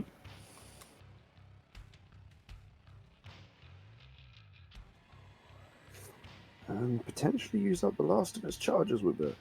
But I will ready an action for if Strahd actually enters the building. Or it's only is it one specific thing for an action to be prepared, or is it A set of conditions works. the conditions would be if Strahd enters or any of the vampires actually manage to get through that door into Irina's room. So if the vampires enter the room and enter the building, gotcha. Specifically Strahd for entering. Okay, you need to narrow it down a little bit. So if Strahd enters the building, Yeah. Okay. Gwendolyn. Does the room door open inwards or outwards? It'd open inwards. You could get past the face spirit if you want to. Alright, Gwen is going to wake up, move, open the door, and one would assume don't really seem to be able to reach the vampire through the door. Yeah, you could. Yeah, it'd be fine.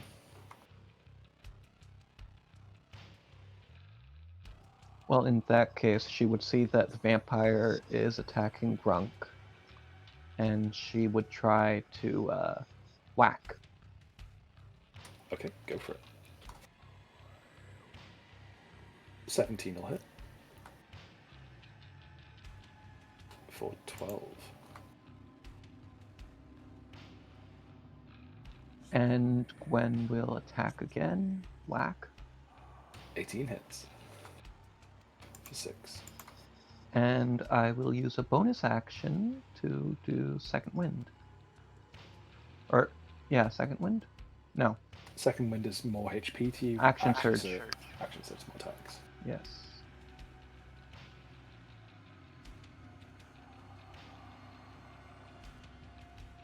And, as usual, whack. 23 hits. For another 6.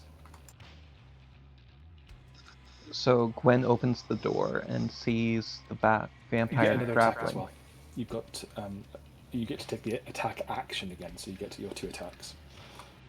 Ooh. It also doesn't cost a bonus action to use that.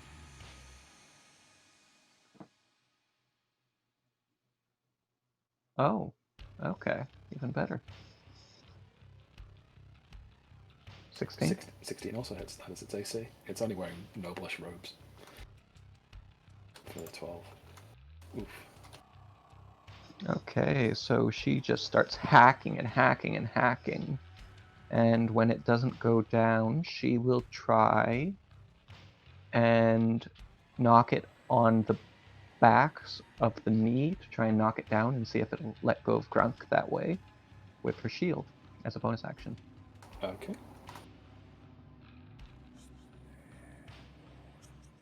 So athletics versus doesn't have anything there, so yeah, you catch him and he lets go of Grunk.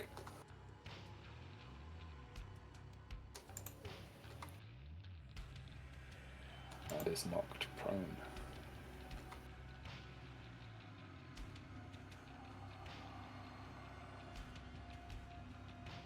And before ending my turn, I think Gwen would spit at the vampire and say, "Filthy demon spawn."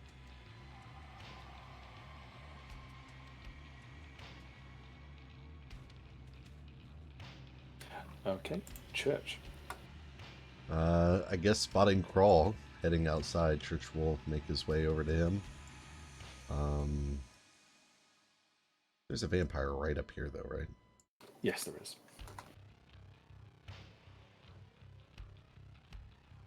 Church will exclaim to Crawl, "What are you doing? They are here." I'm fetching some water for Strahd. Holy hell! And Church will turn around and see the vampire just fucking floating up here. Water? Yes. He asked me for water, so I'm getting him water.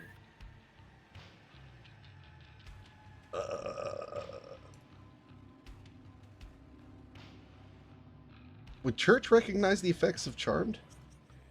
Yes, 100%. Oh, okay. In that case, Church will use his bonus action to reach Crawl and his main action to smack him across the face.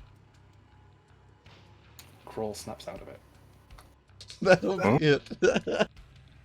Holy hell! Kill that thing! Oh. Well, what am I doing out here? Okay, the vampire spawn leaps at Church. I'm going to give it an acrobatics or athletics check. Acrobatics. It's going to get advantage attacking Church that leaps onto him.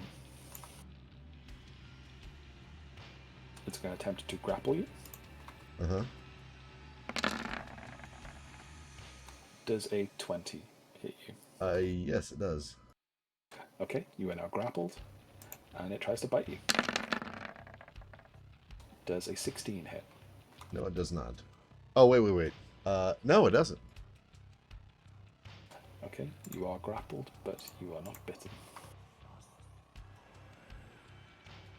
All I can imagine is some like Inspector Gadget level of like his head's on a rotary weird tool and it just goes to the side as it goes through his neck. Yeah. Just displaces onto his shoulder. I think Strahd not. floats down next to Crawl. Oh, shit. Oh, get me out of here. And looks at you and says, "Poor little animal, where is my drink?" How do you respond? I'm just going to get it.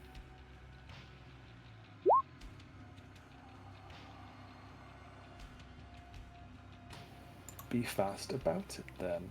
I'm thirsty. And he backhands you with a hit. Ooh. This girl's getting smacked by church and... Oh my god! Oh, no!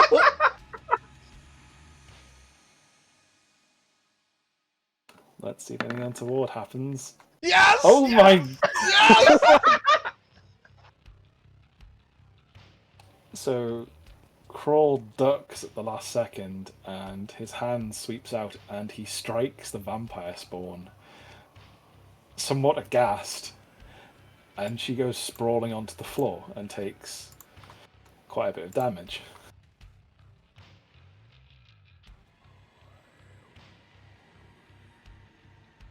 Oh my god, that was so good. Good move, girl. Crew don't give no shits. He blinks and goes into a rage and will attempt to hit you again. Oh, no. This time he'll attempt to grapple you with this strike. Does a 31 hit? Oh my god. Yeah. Okay, and he'll then attempt to bite you.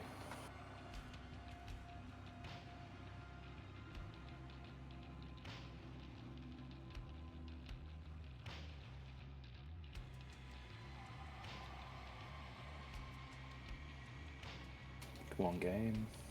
Don't be so slow.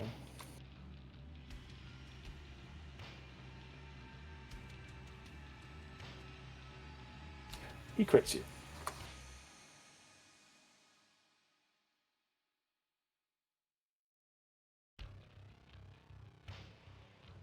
So you take 36 plus 22,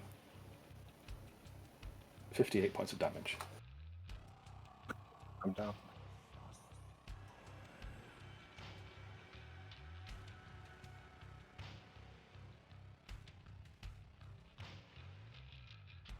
You are you're not dead.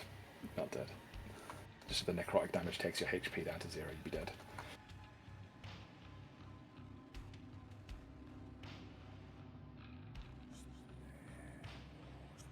He sinks his teeth into Crawl and draws out a tremendous gasping gout of blood. It fountains and sprays the back of the shed with blood.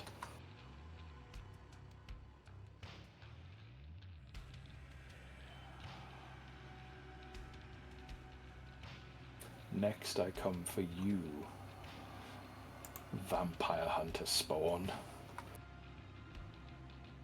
Crawl, make a death saving throw.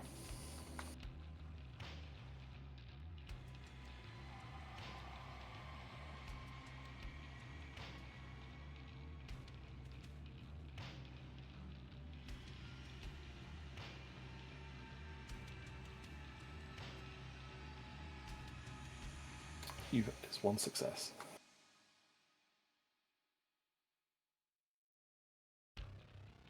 Grunk, your turn. Okay, Gronk's going to slam this. Well, he's going to go into rage to begin with. Okay.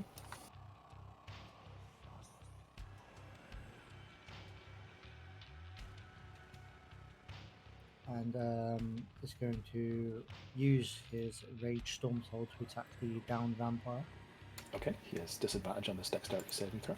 which is 14.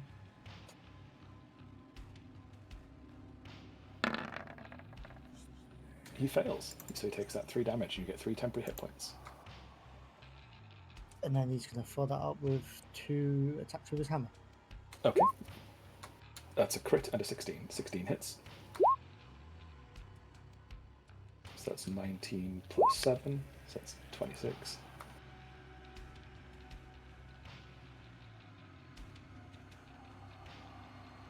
And the other one is 19. The vampire looks a bit bloodied now. He's not happy. Yeah, and that'll be my go. Okay, at the end of your go, Strahd will take a legendary action.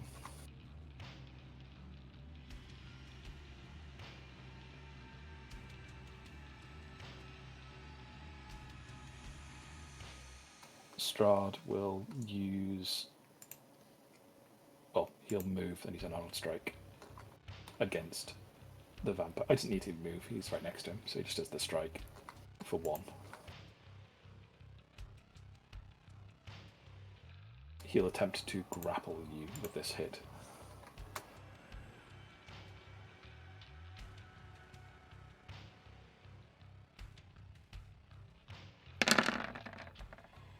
Does a 26 hit? Yep.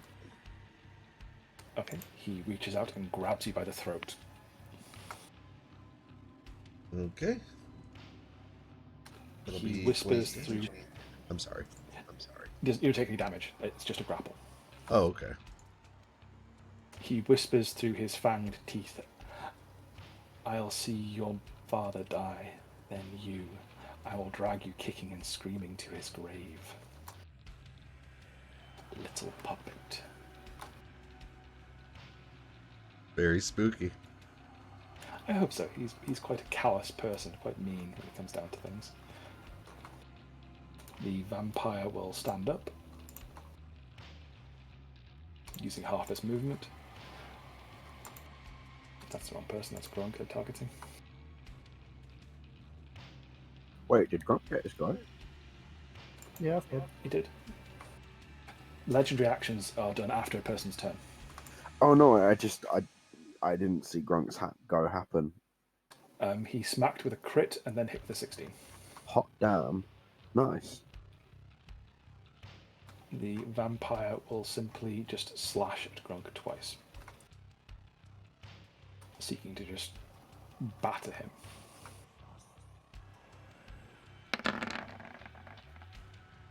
$18. That is my AC. Okay, so you take 3 bludgeoning damage.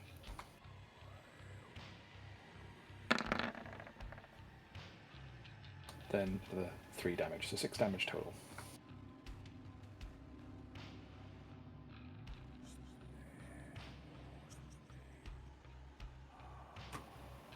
It ends its go. Moira.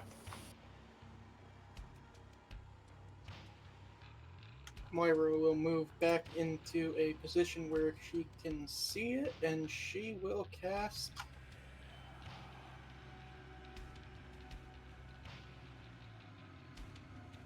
we can do Firebolt. Is Grunk still grappled, or was No, it Grunk is not grappled. The vampire just struck out in a rage. He didn't appreciate being electrocuted. Alright. She will cast Firebolt. 23 hits. She will also use the ring power to add... Oh, where is it? My character sheet is kind of jacked up on my end, so I can't actually click the hit dice. Yeah. Just roll a d6. I think that's yours.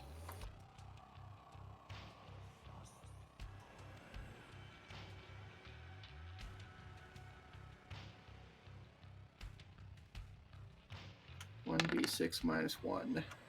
No, it's 1 still, so you do 11 damage. Alright. And then the Fey Spirit will...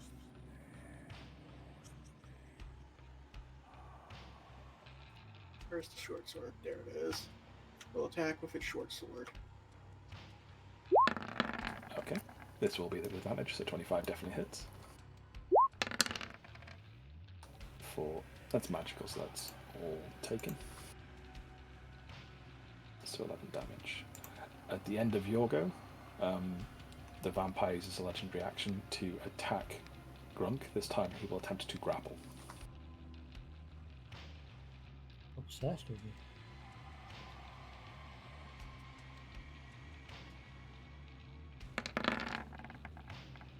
Does a 20 hit?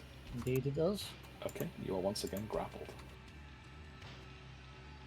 At the end of the vampire's turn, Strahd will use a bite legendary action for 2 points against the poor form of Church.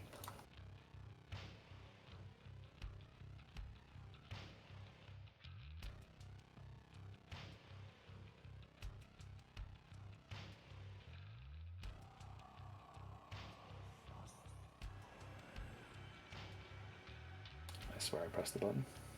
Do it again. No, Roll20 is lagging.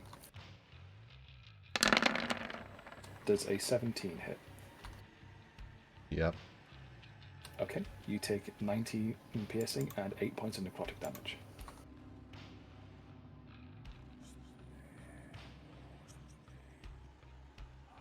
So 27 damage.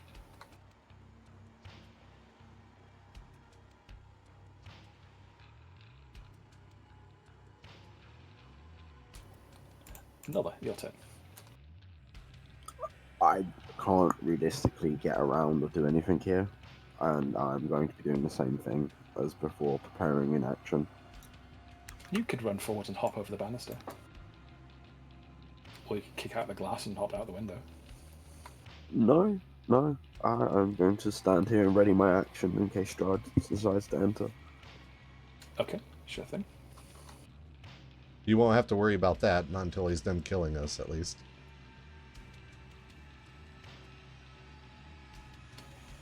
Gwendolyn.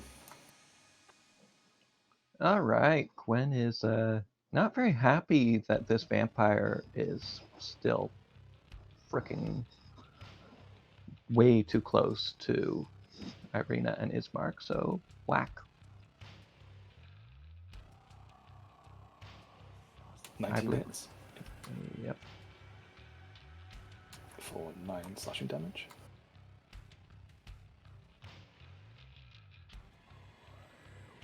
Yep, 16 also hits. For 9. And she will use her bonus action to go for the same knee. Try and knock that fucking thing down. Okay.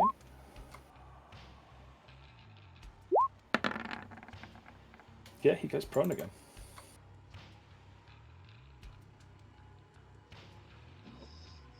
This would loosen the grip on Grunk. Grunk is once again no longer grappled.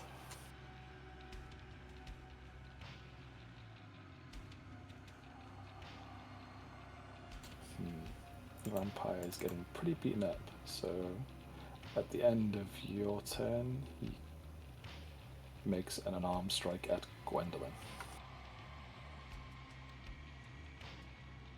This is a disadvantage.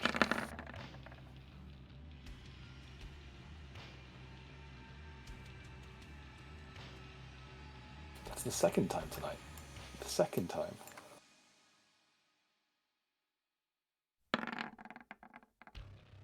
And nothing untoward happens. Church.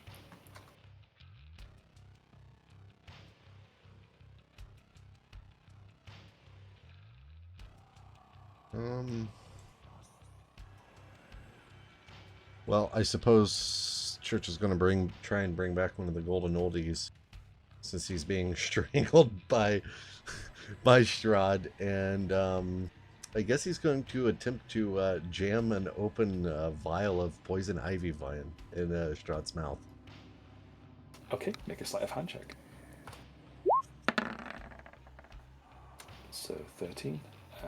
See if Strahd dodges it.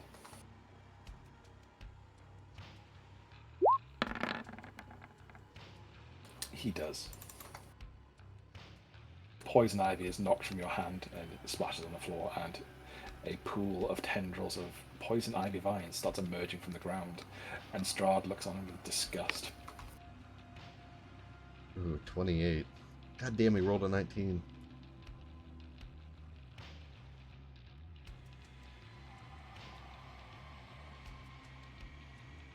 So that'll be your bonus action using a potion. Yes. Could I attempt again with a main action? Do you have any left? I've got 9 of these fucking... Well, 8 now. Okay, sure. Another sleight of hand check, please. So 17, and his dex save.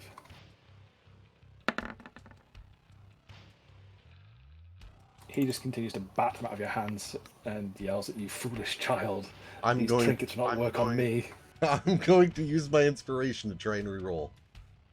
Okay, you can reroll your sleight of hand check. So he would still pass in the 20. I know! That's it, I guess.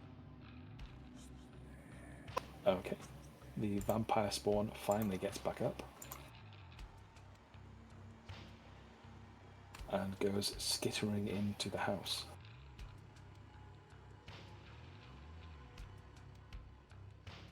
And yeah, it'll attack the Fey Spirit. This will be an attempt to grapple. Does a 19 grapple? 19 does. And it sinks its teeth in. 18 for 12. Alright, that hits.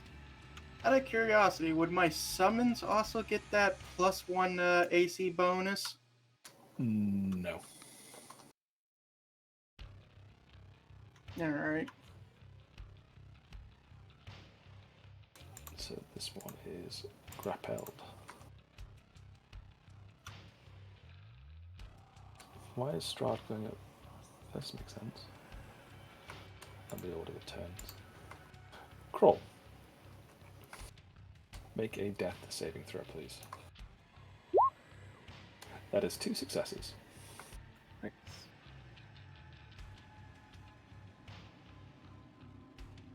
Strahd gets its legendary actions back. And he is going to hurl Church against the wall. So I'm going to make him do a strength roll. You can make an acrobatics check to save.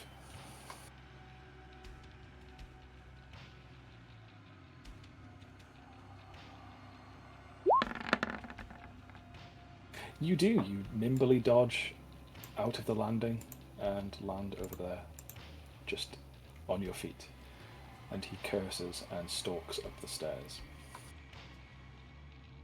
Warning! He is approaching. Church will call out.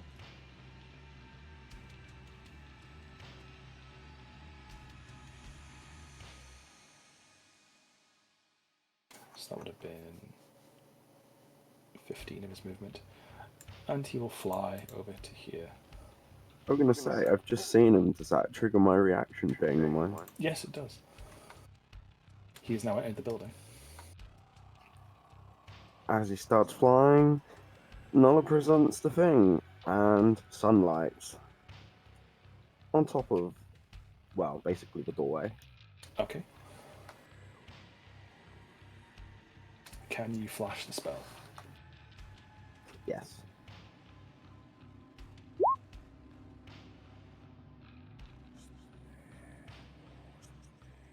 He is lambasted the sunlight and recoils in horror, yelling and baring his fangs at you.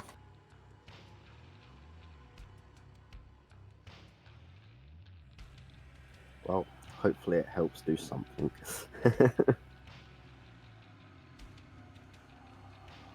He will cast this spell.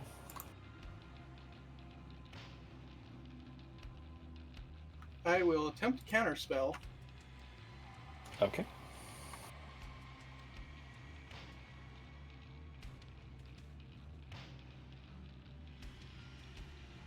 That is a level 1 spell, so it is automatically countered. I believe that's how that works. That is correct.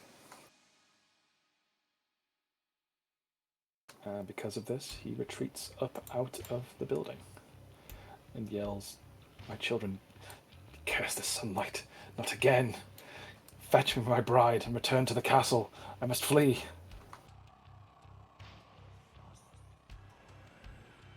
And he transforms into a swarm of bats and disappears.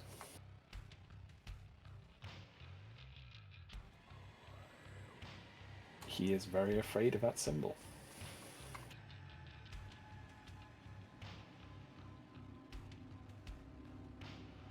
Good. At the end of his turn, the vampire will use. The vampire will attempt to bite the grappled target behind it.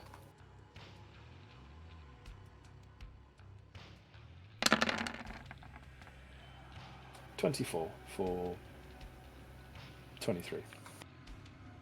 This is against the Face Spirit. Yes. Alright, that hits. I think that's 14. Yeah, it is. That still hits. It still latches on and sinks its teeth into it, and That was 23. 23, yes.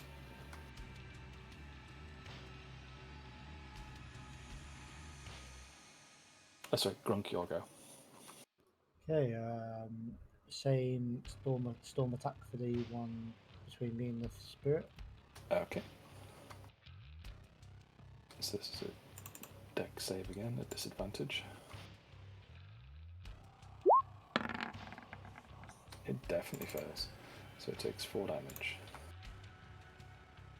And follow up with how bloodied is it roughly? It looks like it's below half health. Okay, I'll do a double attack on it with my hammer then. Okay. Oh, roll a d100. Oof. Nothing untoward happens, and the second attack will hit with 25. So you do another 13 damage to him. And that'll be it from me. Nulla, your turn. I'm still sort of stuck in here.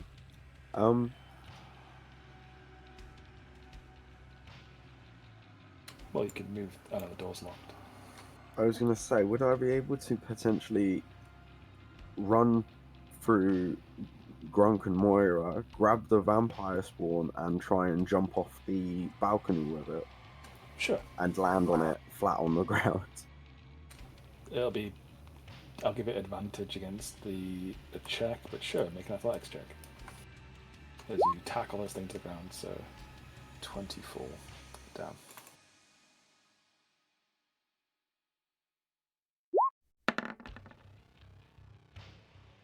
No, you catch it and you grab it and you slam it into the ground on the floor. We move you 2 guys.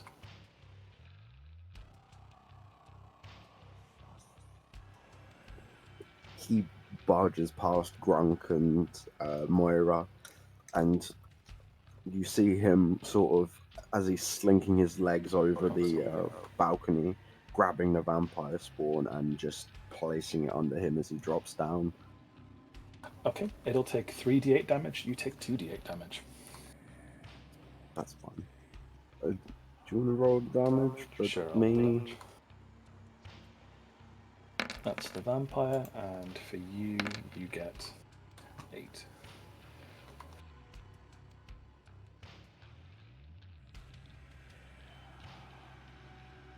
Sweet holy moly. So you land through a bunch of tables and chairs, so it sounds worse than it actually was. But you are both definitely prone after that, and he took the worst beating of that.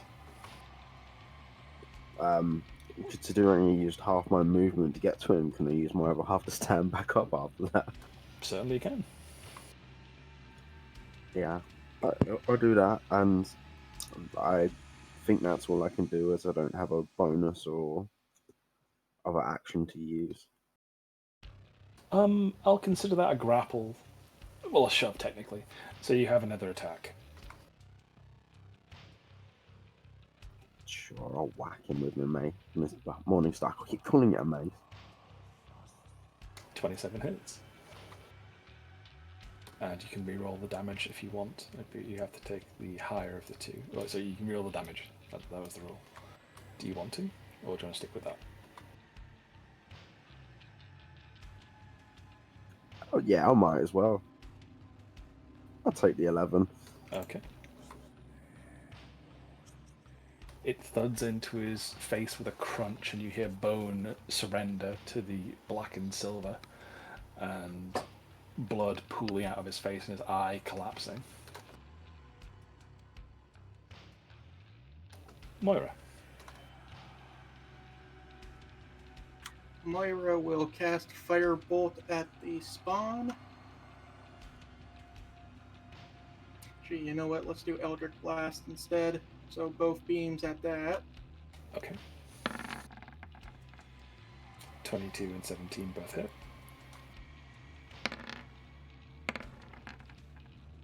For 15 damage, blowing chunks out of it. Nice. And then the Fey Spirit will Fey Step out of the grasp of the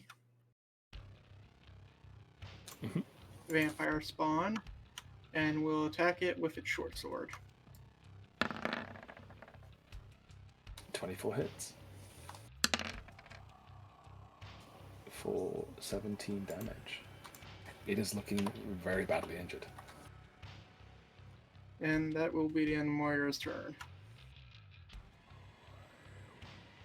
The vampire... Oh, it can't because it's in sunlight.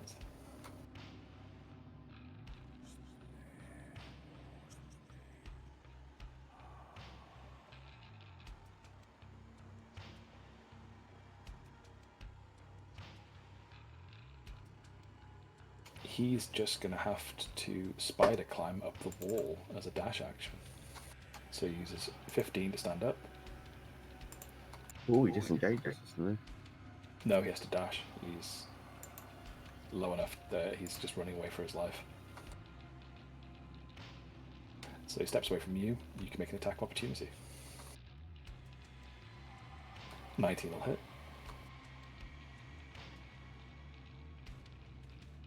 And because I've hit him, I run and move right next to him again. Okay. So that doesn't put him down, and he starts skittering up the wall back onto the roof.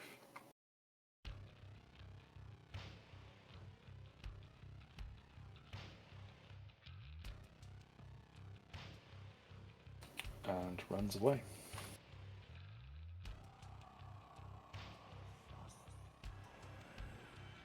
Screaming, "The master will have vengeance upon you. Curse your light." Go cry about it to your pansy master. Next time, you'll be dead.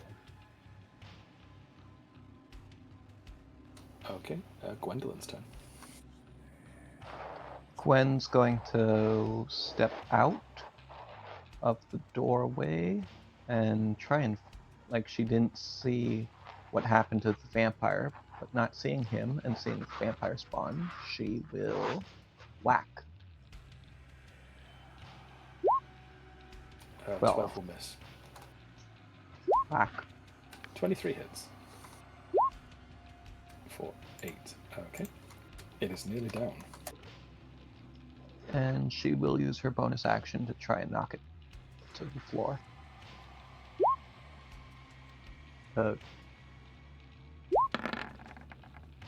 This time it doesn't go down.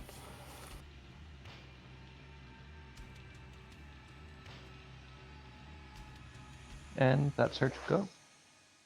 Church, with cat-like grace. Church will attempt to stabilize Crawl.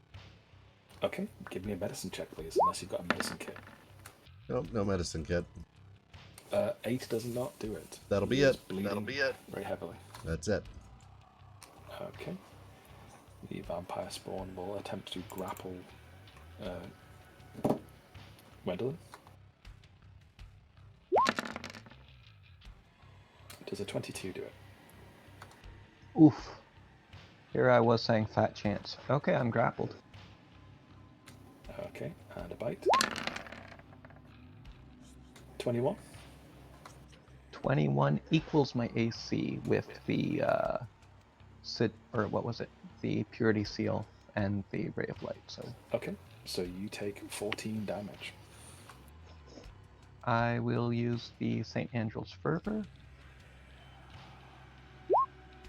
as a reaction, I think. Okay, roll the 1d12.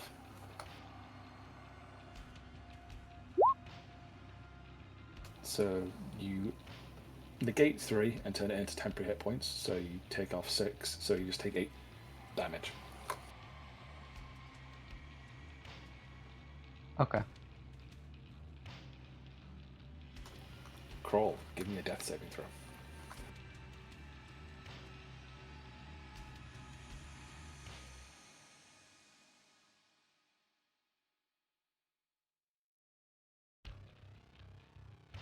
Crawl.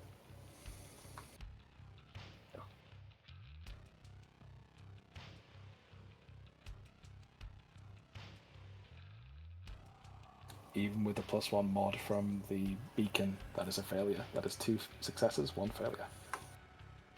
Yep. Grunk, your turn. The vampire that Nella threw off, can I still, from the balcony, will I be able to see him, or did he run away? No, he ran away. He got onto the roof and got the hell out of there. He was nearly beaten to death. Okay, I'll take a step forward and use my Storm Aura on the one in front of Gwen. Okay.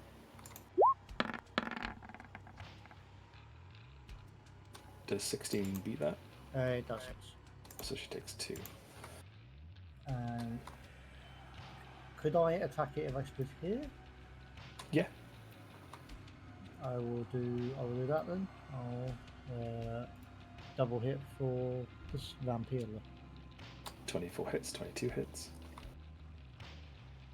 And you bring her down. Give me a description. After watching Nulla heroically almost RKO this vampire off the balcony, Grunk with further and excitement runs forward and calls down shock of lightning through the hole in the ceiling before swinging with the lightning imbued hammer, smashing the vampire off the balcony before turning it to dust with an extra lightning strike. Very good. And we will call the session there as you all reach level 8. Hey. Yay. Wow.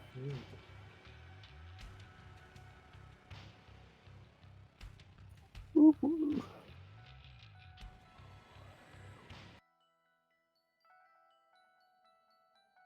The inn is a jostling beehive of activity as people start poking their heads out of doorways now that the terrible sounds of battle have subsided. That lady's gonna Crawl. be pissed. She is. Crawl, you come to with 1 hit point. Hey, at least it isn't our fault this time. She'll Well, still blame us. We did kind of bring Irina here, so.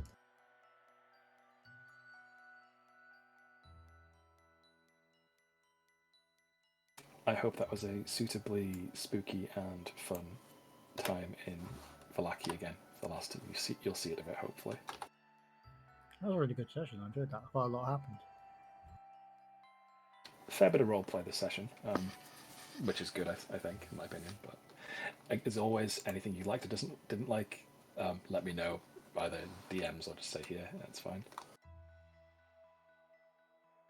Hopefully you enjoyed your various trinkets and rewards you got from pursuing the story and dealing with the shade of Argynvost. Mm-hmm. Mm-hmm. I'm sad for my 2 intelligence rolls. Yes. There is always risk and reward in these sorts of things, and you don't always get the full reward. But you've had your first tangle with Strahd. He is a fearsome combatant. Just a little. He conquered these lands with good reason. He is able-bodied, let's say. Are we good for next week, or do I need to change or update or fix anything? Anything broken? No, we're good for next week, I think. We'll I'm all see good, you yeah. then. Yeah, I'm good. Yeah, we should be good. Okay, guys. I think I know why my character sheet's broken. It might have. I'll do some testing to figure it out. Okay, if you have any more problems with it, let me know, and I can either make you a new character sheet and transfer stuff over, or try and help you, or check with my other GM friends if it's something like that. But thank you for playing, guys. As always, it's a blast and a pleasure playing with you. See See you next week. Bye bye. See you next week. Bye bye. One last question Oh before my you God. leave.